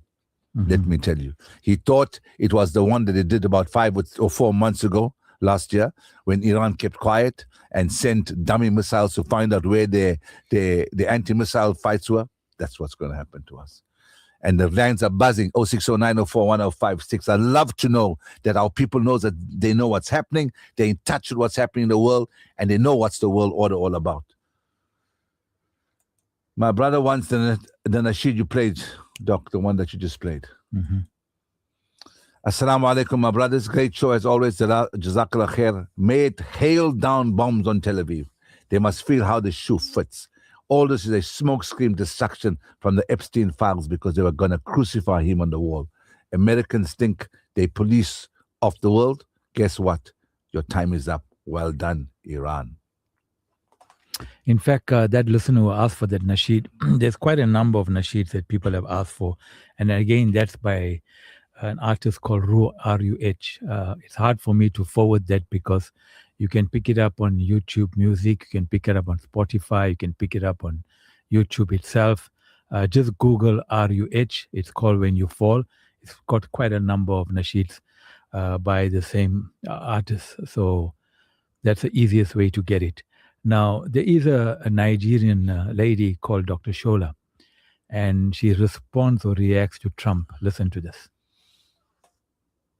If we didn't hit within 2 weeks, they would have had a nuclear weapon. If we didn't do the B-2 attack a number of months ago, they would have a nuclear weapon. And when crazy people have nuclear weapons, bad things happen. Did you and I just hear Donald Trump say when crazy people have nuclear weapons, bad things happen? Bad things happen. You know what? Let me just go Nigerian on you for 1 second. Because there's a Yoruba proverb that says, Kokoro tonje efo, abe efo lowa. Literally meaning the insect that eats the vegetable lives under the vegetable. You know, like the call is coming from inside the house. Because you see, I would think that bad things happening when crazy people have nuclear weapons looks like this. Exhibit 1. What is the first and only country to have used nuclear weapons in war? That's right, you guessed it. The United States of America. Let's say together, when crazy people have nuclear weapons, bad things happen. Exhibit 2. What is the only country in the world to use nuclear weapons against its own citizens? Yes, you guessed it right. The United States of America. Go look it up. Crazy people with nuclear weapons do bad things.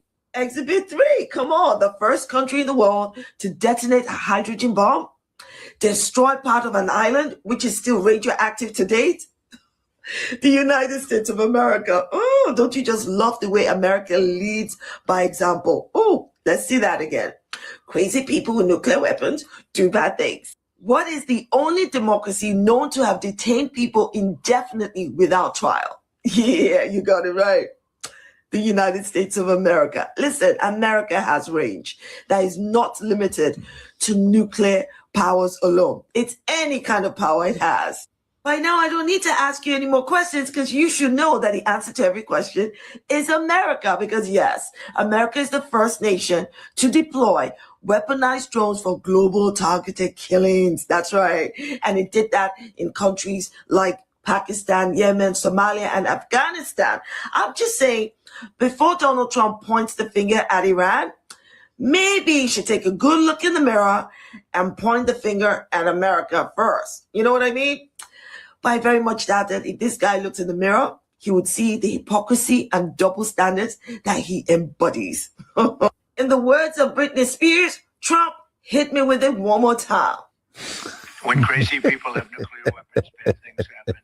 Trump, hit me with it one more time. But listen, this is the same Gunya that when they attacked Iran's military sites the last time, we have destroyed all the nuke sites. All the nuclear sites has been totally destroyed. We annihilated them. We've got rid of them completely. Yeah. He lives in a dream world. So let me tell you something. Let's go to, I see Faiz send us a message. Israel and America may appear to be a strong unified force, but in comparison to Allah's power, they are not even equal to the wing of a mosquito. Faiz, my brother. Hamas has joined with Hezbollah, alhamdulillah. They're blowing the hell out of Israeli tanks. 10 to 12 on this beautiful Saturday evening. We're going to go until the next 20 minutes. I know you got to go to work tomorrow morning, and some of you start early. You have to get up for Seri. But what time do you get up for Seri, if I may ask? Well, when I'm doing my show, I don't sleep.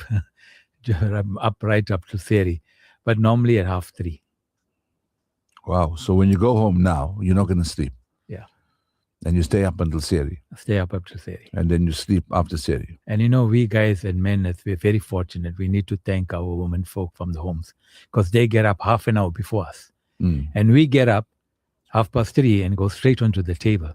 They get up at 3 to arrange all that. True. I'm with you on that one.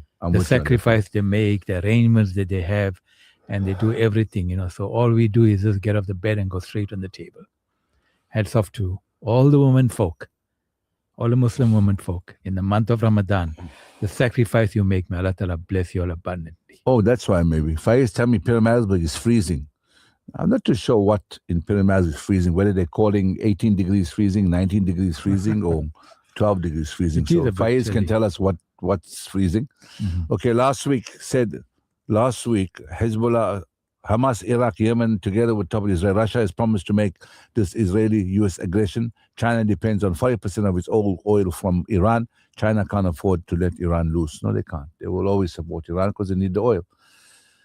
Let me go now. We're going to go through the next very difficult days, the last 10 days. I think the biggest problem for most people during Ramadan is sleep. But let's read this message out. Sadly, the shaitan are chained. There's so many of our sisters crying because the temper and bad behavior to the wives who go out of their way to protect our dog. You just spoke about a dog. Listen to me now. The temper and the bad behavior to the wives who go out of their way to prepare lovely iftar and sahur for them and their children. Come on, brothers. Your wives are an amana from our Rabb. Whether it's smoking or whatever reason, you're hurting the spouse. Allah Ta'ala has blessed you all with. You know, when these guys that now, those that fast have to stop smoking, they actually suffer from withdrawal symptoms, right? They go off their heads. So the temper is short, the fuse is short. Usually the fuse is about 2 meters, but during Ramadan it's about 4 centimeters. And not nice to quote, a singer, but Bob Marley, he basically says, a hungry man is an angry man.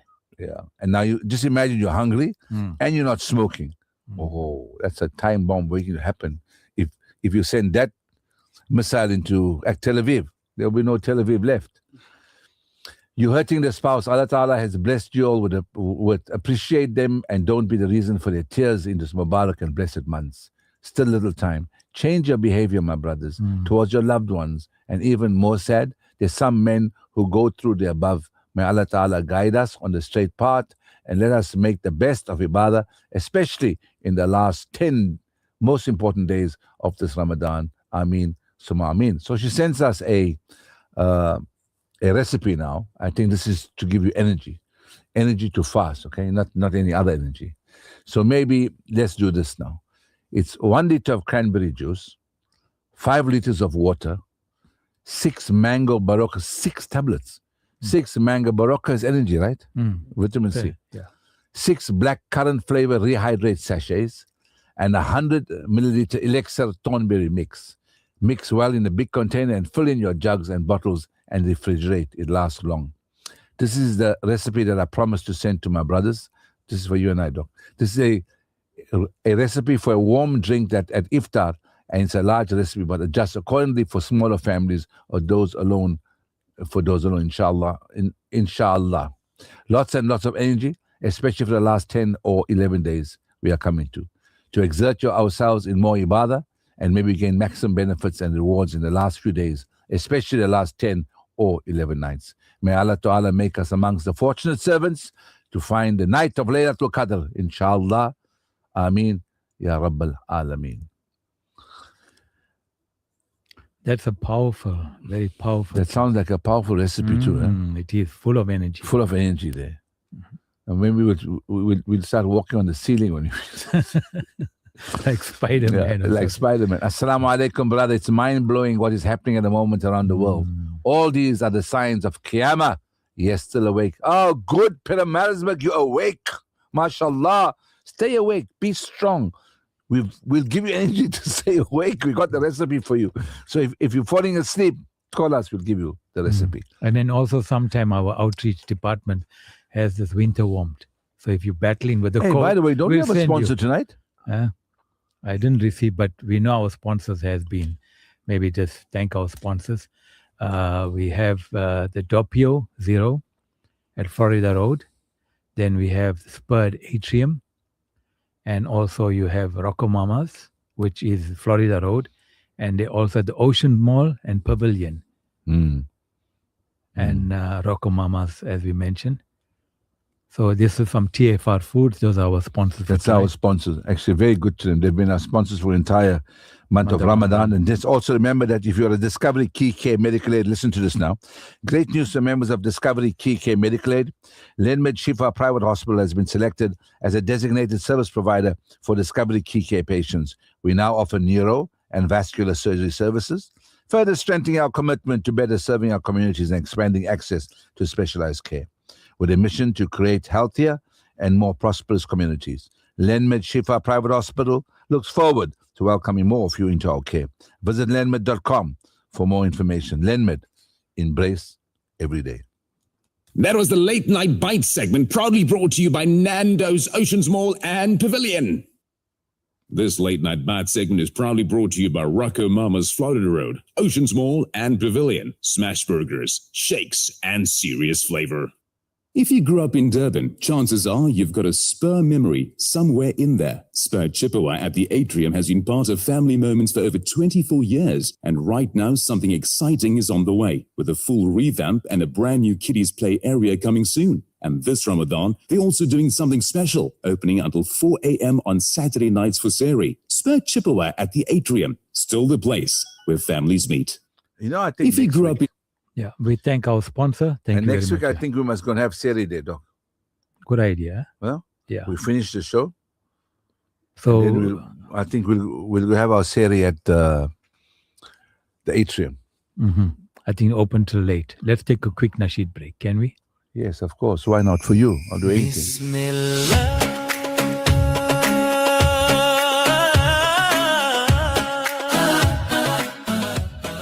Ramadan Kareem.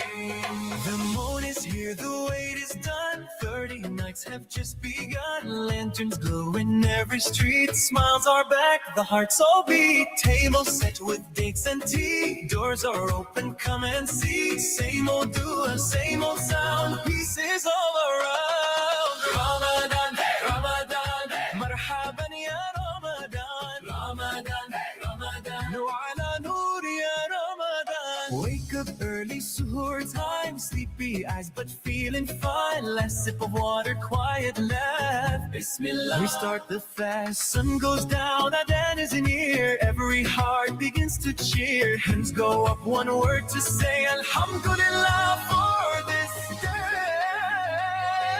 Ramadan, Ramadan, marhaban ya Ramadan. Ramadan, Ramadan, nur ala nur ya Ramadan. Kids are running, lanterns high, parents smiling, passing by. Masjid lights are shining bright. Rows are full every night. Giving more, forgiving too. Trying hard to start anew. If I fall, you lift me high. Ya Allah, you're always by my side. Ramadan, marhaban ya Ramadan. Ramadan, Ramadan, nur ala nur ya Ramadan. Laylatul Qadr, hush the sound. Mercy falling all around. Every dua soft and low. Every tear you already know. If this month must go away, leave its light in us to stay. When the crescent fades from sight, let our hearts still shine this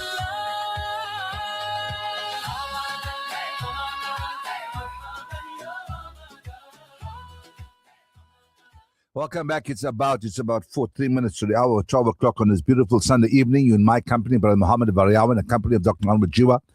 And the expert technician tonight is Asif. We're going to take you to the few little bit early hours of Monday morning. We're not going to keep you too late. So if you're still awake, Jazakallah khair. Thank you for all the wonderful messages we get until the early hours of the morning on this lively talk show. And I think it's the only talk show that goes 3 hours in any compared radio station in the country, I think, if I'm not mistaken. Let's go. We got quite a few messages to go through. Let me start with my brother here. Woo, Abdul Valodia, you're showing us a Israeli flag that's spattered with blood.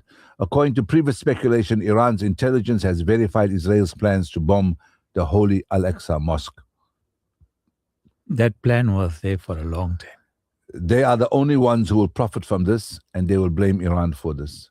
The recent closing of the mosque suggests that Israel might be planning explosives, although unverified. My brother Faiz, talk to me. Oh, check this pit bull, dude. Yo, mama.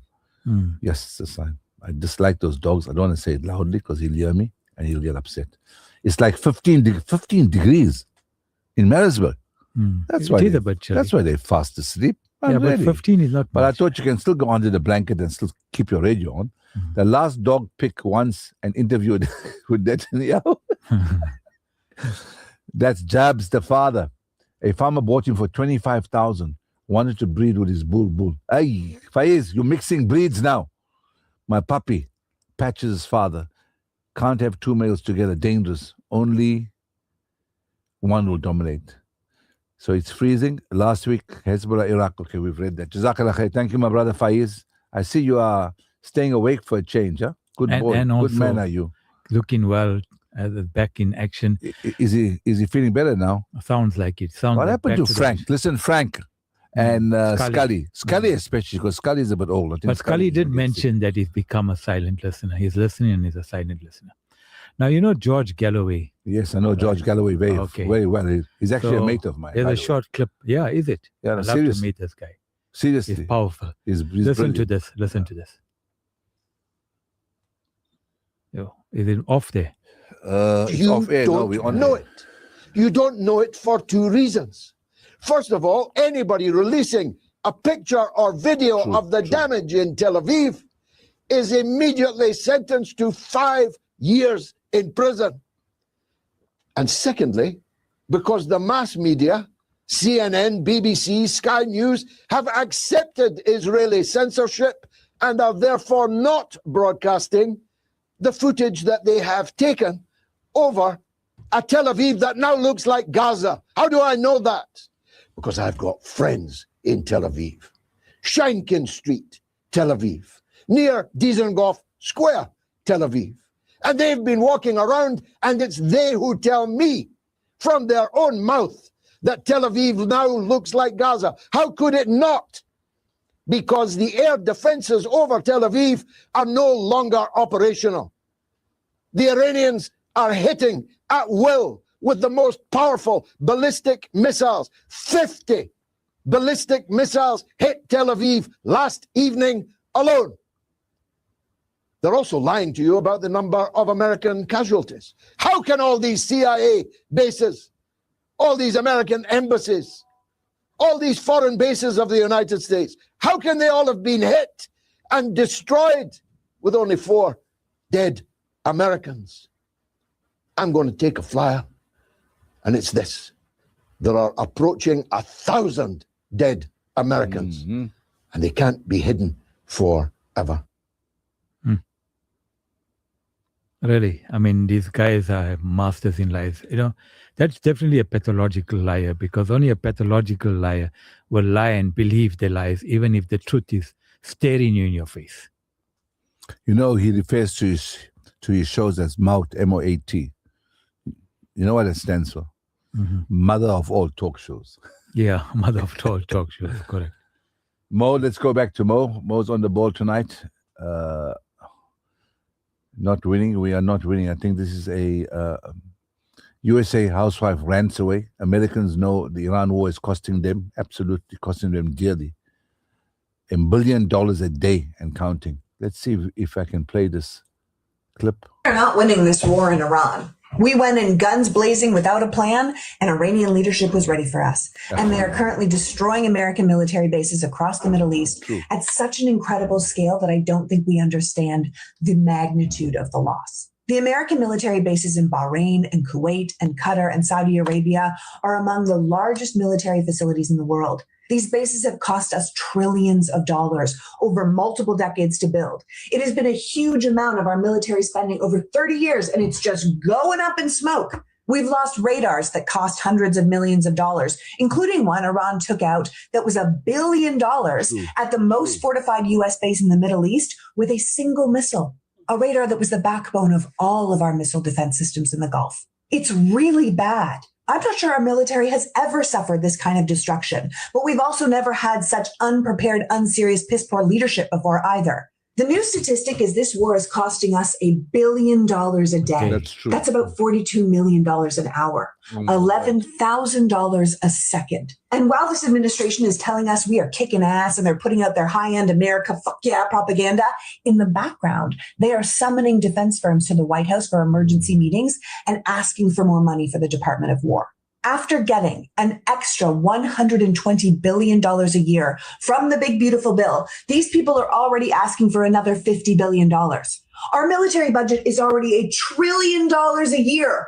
Where is this money going? Right down the toilet. That's where. Did you vote for this? Do you want this? Or do you maybe want, like, I don't know, a living wage and healthcare and to be able to afford a home in a safe and secure nation? We're not winning. The U.S. and Israel have powerful bombs that can blow up buildings. But as we know now, most of Iran's military infrastructure and weapons are deep underground where we can't get at them. And it appears that Russia and China are sitting on the sidelines just feeding top-tier satellite intelligence directly to the Iranian government and just tracking our every move. We've started something we have no chance of finishing. We don't have an unlimited supply or an infinite arsenal. We don't even seem to have a goal. The question is, how long do we do this? We're a week in. How much of our resources are we going to spend? And do we plan to add our children's lives to the mix? When asked if we could expect violence on our own shores from this, Trump was like, well, maybe. I mean, it's war. That happens. Come on. This war was unnecessary and ill-planned and will not make our country or the world more safe and prosperous. We are not winning. All we are doing is bankrupting ourselves while we create even more enemies and ruin our position in the world. You want to talk about waste, fraud, and abuse? Well, here it is. Yeah, it is. 100% correct. How's that? Everything that we spoke about is what's encapsulated in that beautiful, and that's an American housewife, right? Correct. By an American. 5 minutes past 12. Let's go. Well, the protests have been taking place throughout the world. So that's very promising. It's all over the world. Just want to recap quickly about the global protest that's taking place. Across several countries yesterday as anger over the US-Israel war on Iran and the killing of Iran's supreme leader Ayatollah Ali Khamenei continued to spill onto the streets. In Europe, thousands marched in London demanding an end to US and Israeli strikes on Iran. Protesters gathered near the US Embassy carrying banners reading "Hands off Iran" and calling for an immediate ceasefire in the Middle East. The rally was organized by several anti-war and solidarity groups, including the Stop the War Coalition and the Palestine Solidarity Campaign. Demonstrators accused Western governments of escalating violence in the region and urged the UK government not to support military action against Iran. Elsewhere in Europe, protests were also reported in Athens, where more than 1,000 demonstrators rallied with banners condemning US military involvement in the conflict and calling for the closure of NATO-linked bases in Greece. Across South Asia, demonstrations were also held in India following the killing of Khamenei. In cities including Hyderabad and other areas with large Shia populations, thousands attended rallies and condolence gatherings, expressing solidarity with Iran and condemning the strikes by the United States and Israel. Protests also took place in Kashmir and northern India, where authorities imposed restrictions in some areas to prevent large gatherings as tensions rose. Demonstrations and vigils were held mourning Khamenei and condemning the war. In Pakistan, demonstrations and rallies continued in several cities as religious and political groups called for nationwide protests against the strikes on Iran. Protesters gathered after Friday prayers in multiple districts, chanting slogans against the United States and Israel and expressing solidarity with Iran. The protests come after earlier demonstrations in Pakistan turned violent, including clashes near diplomatic missions that left dozens of people dead across the country and led authorities to deploy security forces and impose restrictions in several areas. Beyond Asia and Europe, smaller anti-war demonstrations were also reported in the United States. Protesters gathered in cities including Fort Myers, Florida, where demonstrators stood along major roads carrying signs opposing US military action against Iran and calling for de-escalation. Authorities and security agencies in several countries have warned that protests linked to the Iran conflict could continue to grow as the war intensifies, particularly in cities with large diaspora or religious communities closely connected to events in the Middle East. I actually didn't know that India has such a large Shia population. I'm not aware of it. Has a large Shia population. That's what they mentioned here. The ones in Marisburg, Hyderabad. Marisburg must be cold. She said it's very, very cold. I have the heat on. Are you on next Friday? Yes, inshallah, we're on next week Friday, but I don't think next week Saturday, because next week Saturday night is an odd night. I think it's an odd night, so we're not on an odd night. But if it's free, we'll be on Friday and Sunday, inshallah. Faiz, let's play Faiz. Send us a voice video. Here we go. Oh, he's showing us a video of all the missiles that's flying. There's one more. This is Tel Aviv. Tel Aviv.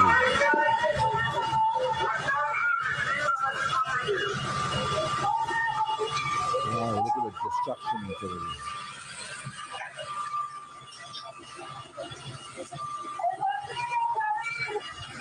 Firemen, people are running all around. The missiles are destroying the building.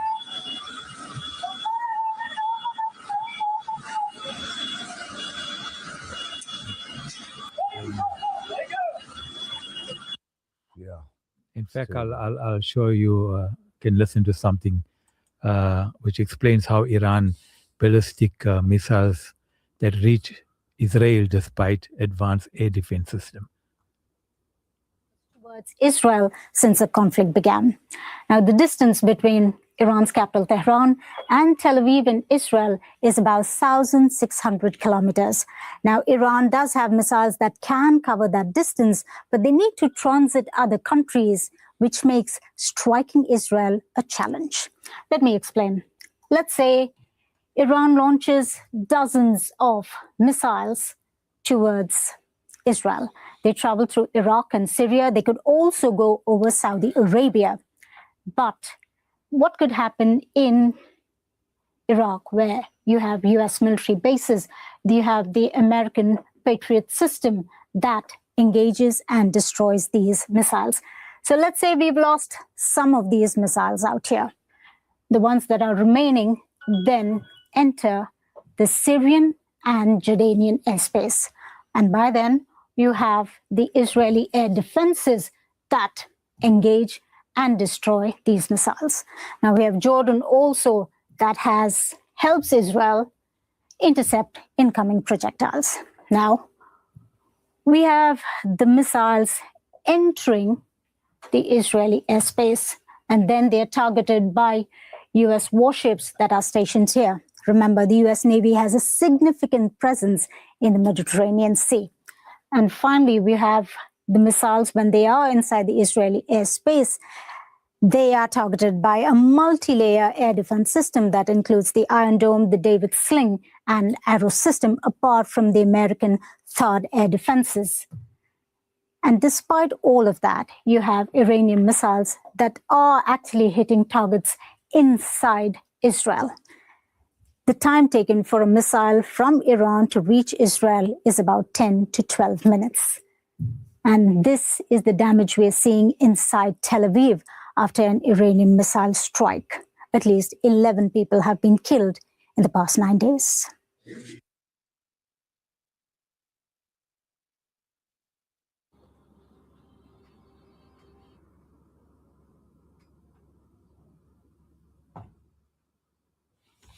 Welcome back. It is 12 minutes past the hour of 11 o'clock as we're winding down. Doc will play a quick nasheed. We'll come back and we'll start winding down the program. حين محل البلاء جئت إليك ذليلا أناجي من لي غيرك ربي يسمع مني شكواي من يستجيب الدعاء إلا الذي قد دعانا إليه من لي غيرك ربي معقود فيه رجايا لا تعاملني بذنبي يا جواد يا كريم إنني عبد ضعيف حظه لا يستقيم لا تحرمني ربي من لطفك العميم فسقامي اتعبتني يا ربي الرحيم قل له كن فيكون قل له كن فيكون قل له كن فيكون قل له كن فيكون يا مجزلا بالعطاء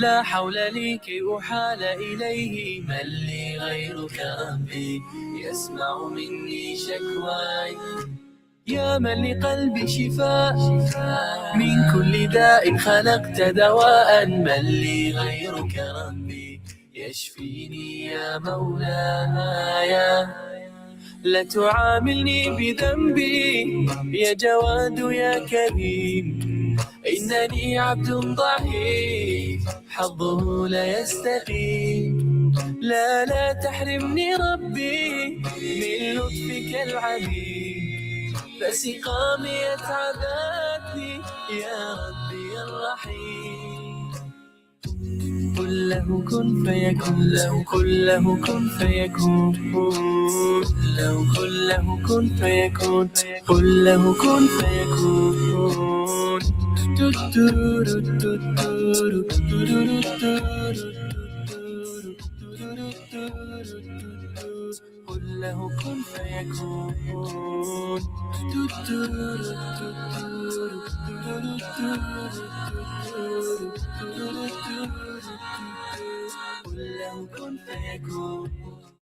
For the past 4 years, there's been so much outrage from US political and media elites about Russia's illegal invasion of Ukraine.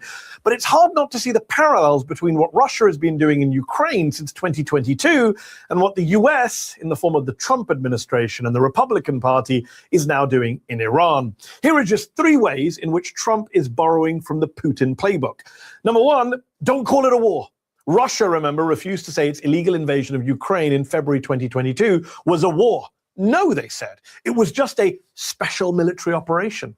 In fact, the words war, invasion, and attack were all banned from use when describing Russia's military actions in Ukraine. Well, Trump and the Republicans here in the US today want you to believe their bombing of Iran and assassination of its head of state isn't a war either. Just listen. This isn't a war. We haven't declared war on Iran. We're not at war with the Iranian people. Strategic strikes, and according to the White House, and I just talked to them and talked to the Secretary of State, strategic strikes are not war. They have declared war on us. I don't believe in the semantics. We've talked about the language this morning. We're not at war right now. The White House even put out talking points for their congressional allies, urging them to refer to the war as, quote, major combat operations. It's not a war, we swear. Number 2, it was a preemptive strike. That's what Vladimir Putin said after he attacked Ukraine. Россия дала упреждающий отпор агрессии. Это было вынужденное, своевременное и единственно правильное решение. There was zero evidence that Ukraine or any NATO countries were about to attack Russia in February of 2022. But Trump and co. also want you to believe that Iran was about to attack the US and that the US attack on Iran was a preemptive strike against an imminent threat. Our objective is to defend the American people by eliminating imminent threats from the Iranian regime. There absolutely was an imminent threat, and the imminent threat was that we knew that if Iran was attacked, and we believed they would be attacked, that they would immediately come after us. And we were not going to sit there and absorb a blow before we responded. The problem is that Trump administration officials have privately admitted to congressional staff that, quote, US intelligence did not suggest Iran was preparing to launch a preemptive strike against the United States. Number 3, there's the bombing of schools and hospitals. The world was rightly outraged when the Russians bombed a school in Ukraine in May of 2022, reportedly killing 60 people inside.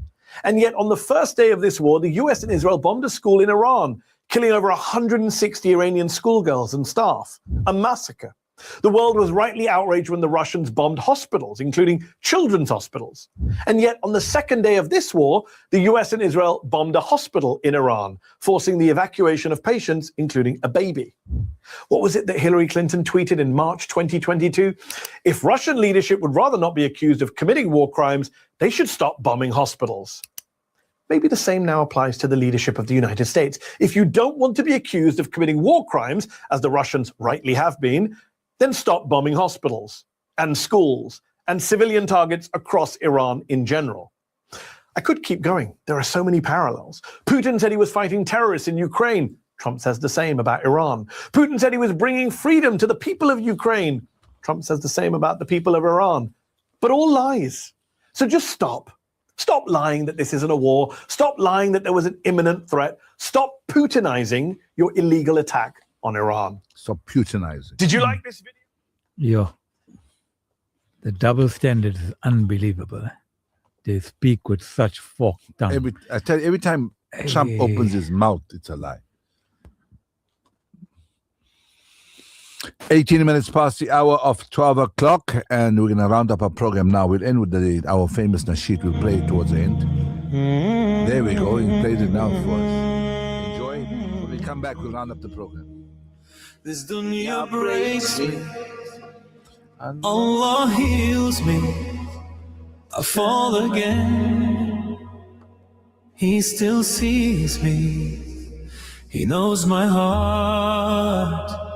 He knows my pain. So I say, Ya Rahman, again and again. This dunya breaks me. Allah hears me. I cry alone, but He comes near me. The world is loud, but His peace is clear. So I whisper, Ya Allah, stay near. Someday I smile, most days I fake it. So much pressure, I can barely take it. They say have faith, but they don't know I'm fighting battles I never show.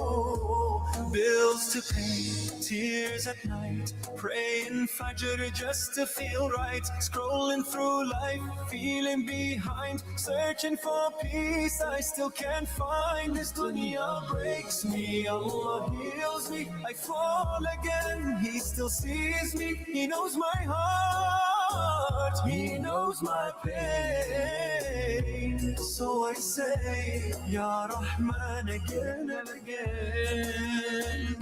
This dunya breaks me, Allah hears me, Allah hears me. I cry alone, but He comes near me. The world is loud, but His peace is clear. So I whisper, Ya Allah, stay near. I lost my way, but never His light. Even in sin, He held me tight. Regret so heavy, shame so real. But His mercy taught me how to heal. He didn't wait for me to be perfect. He waited for me to come back broken. And when I did, I found Him there, washing my soul with every prayer. This dunya breaks me, Allah heals me. I fall again, He still sees me. He knows my heart, He knows my pain. So I say, Ya Rahman, again and again. This dunya breaks me, Allah hears me, Allah hears me. I cry alone, but He comes near me. The world is loud, but His peace is clear. So I whisper, Ya Allah, stay near. Ya Allah, when I'm tired, carry me. Ya Allah, when I'm lost, guide me. Ya Allah, this dunya is hard, but Jannah is worth every scar. Ya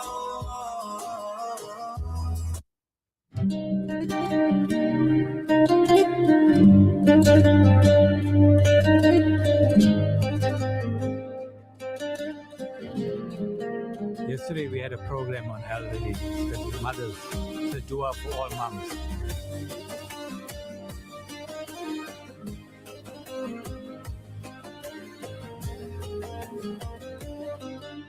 Mother, Ammi, Mama, Hoyo, my heart, my soul, the one I follow. Mother, Ummi, queen of my sorrow, Jannah lies beneath your shadow. Mother, Ammi, Mama, Hoyo, different names, same love we know. Mother, Ummi, my moon, my glow, you are my prayer, wherever I go. She held you close through sleepless nights, whispered to lost through silent fights. You grew, she aged, you flew, she stayed, and still her love never once decayed. You never saw the tears she hid, the meals she missed, the dreams she did. Now her hands are frail, her voice is low. Did you thank her? Does she know? Mother, Ammi, Mama, Huyo, my heart, my soul, the one I follow. Mother, Ummi, queen of my sorrow, Jannah lies beneath your shadow. Mother, Ammi, Mama, Huyo, different name, same love we know. Mother, Ummi, my moon, my glow, you are my prayer, wherever I go. Like Fatima, so full of light, she stood for truth, she fought with the might. Her pain, her strength, both heavens prove that paradise begins beneath her roof. And Miriam cried alone in pain, but angels called her name again. Every tear a sacred sign, her saber echoes through all time. Mother, Ammi, Mama, you, my heart, my soul, the one I follow. Mother, Ummi, queen of my sorrow, Jannah lies beneath your shadow. Mother, Ammi, Mama, you, different name, same love we know. Mother, Ummi, my moon, my glow, you are my prayer, wherever I go. To every mother, every wife, to every soul who gives her life, you are the mercy in this world, the banner of Islam gently unfurled. Oh, daughter of Hawa, rise with pride, the Lord is with you, at your side, in your womb, he wrote the start of nations born from softened hearts.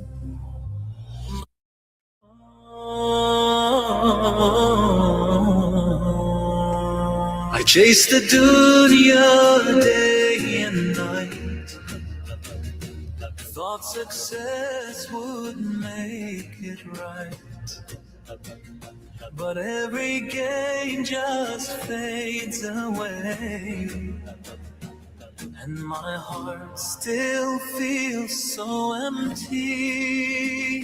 I thought this world was mine to own, but nothing here can heal the soul. Allah wa la quwwata illa billah. Trust in Allah, trust in Allah, trust in Allah, trust in Allah through every test.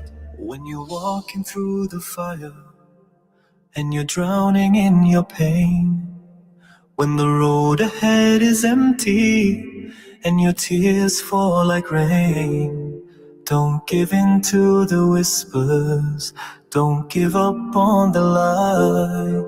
Your Rabb is always watching, he will guide you through the night.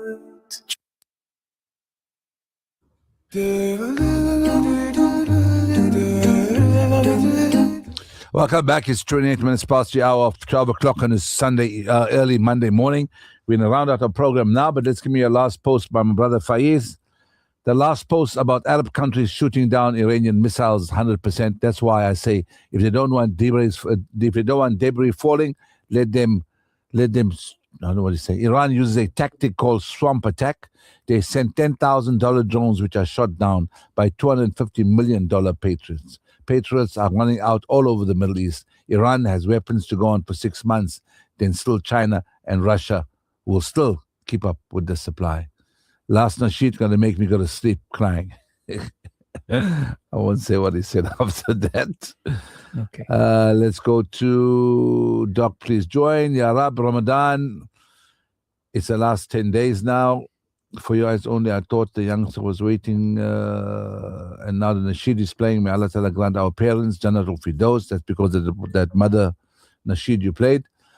Grant our parents Jannatul Firdaus without Nisab, Kitab, and Sabrun Jamil to their loved ones. Ameen, Summa Ameen, Ya Rabbal Alameen. How wish I could have just one more chance to hug my marhum parents. So we all must be thinking that. And make sajda shukr in front of them. But I'm so looking forward to meeting and being united with them and be together forever. Ya Rabbal Alameen. Allahumma Ameen. Jazakallah khair. Just in conclusion, a quick 2 minutes. It's the month of Ramadan. Let's focus on it. Let's listen to this. Rise fresh, green, full of life. Then, not long after, they dry. They turn into brittle stubble, and the wind scatters it away. This is the example Allah gives for the worldly life in Surah Al-Kahf.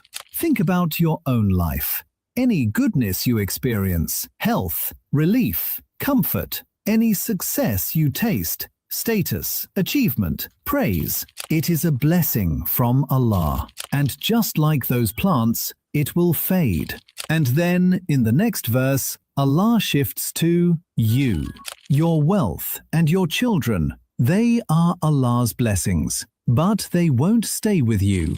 Just like those plants became dry stubble, you and I will return to dust, leaving everything behind. So what remains? Allah answers, the good deeds. The deeds done sincerely, the prayers, the charity, the hidden kindness, the struggle against sin. Those don't die when you die. They come with you. And Allah ends the verse with words that shake the heart. The everlasting good deeds are better, better for reward, and better as a source of hope. Think about it. In this life, we place our hopes in so many things. Education, a job, a salary, a marriage, a home. And how many times did those hopes disappoint you? But Allah is telling you, if you want a hope that will never disappoint you, put your hope in your good deeds. So let's invest in what lasts. Our time here is short. Make the best of it by doing good deeds.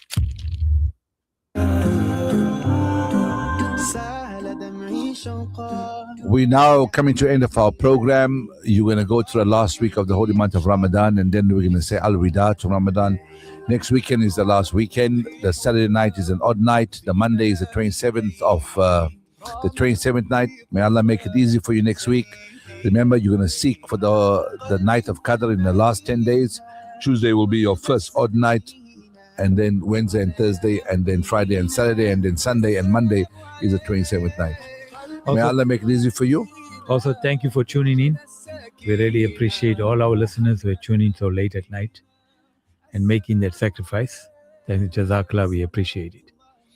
Jazakallah khair. For me, Brother Mahomed Variawa, it's Assalamu alaikum wa rahmatullahi wa barakatuh, Doc. For me, Assalamu alaikum wa rahmatullahi wa barakatuh. Remember, we'll be back next week, Friday. And a very big thank you to Asif, our technician, who stays with us until the early hours of the morning. Jazakallah khair.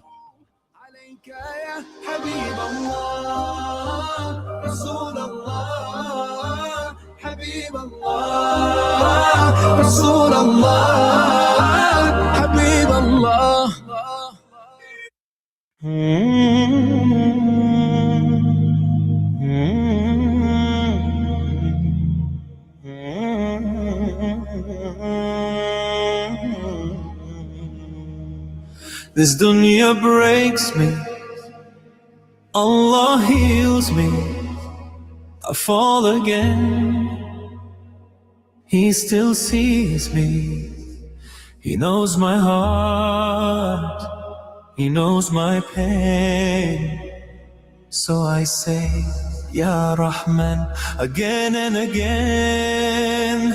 This dunya breaks me, Allah hears me, I cry alone, but He comes near me. The world is loud, but His peace is clear. So I whisper, Ya Allah. Radio Al-Ansar, 24/7, 365. Imagine fasting and not knowing you'll have something to eat at iftar. This is a sad reality for thousands of new and indigenous Muslims in Southern Africa. Each Ramadan, for over 20 years, the Islamic Dawah movement has been providing iftar meals in over 50 township masjids. All it takes is 30 rand per meal. 30 rand provides an iftar meal for a fasting person. Your help would make a world of a difference. Call IDM on 031 304 6883 or visit idmsa.org to donate. IDM, taking Islam to as many hearts and homes as possible. That was the Late Night Bite segment, proudly brought to you by Doppio Zero Florida Road. Start your day the right way at Doppio Zero Florida Road. From freshly baked breads and pastries made daily to expertly crafted coffee and a menu full of flavor, it's the perfect place to relax, meet friends, or enjoy a great meal. Doppio Zero Florida Road, where great food and great coffee come together in a beautiful setting. Hungry for a deal that hits the spot? Get the top duo deal. 2 large margarita pizzas plus 1 topping each for $1.99. Or go big or go home with the Bellissima duo deal. 2 large Bellissima pizzas for $2.69. Pure flavor perfection. And that's not all. The snack box combos are here. Your pizza boy's favorite pack to the ultimate munch box. Don't forget our daily lunch specials. Delicious, quick, and wallet friendly. Only at Pizza Boys. Taste that hits different. Pizza Boys, bring your va-va voom to your slice of life. Find your nearest Pizza Boys near you. Pizza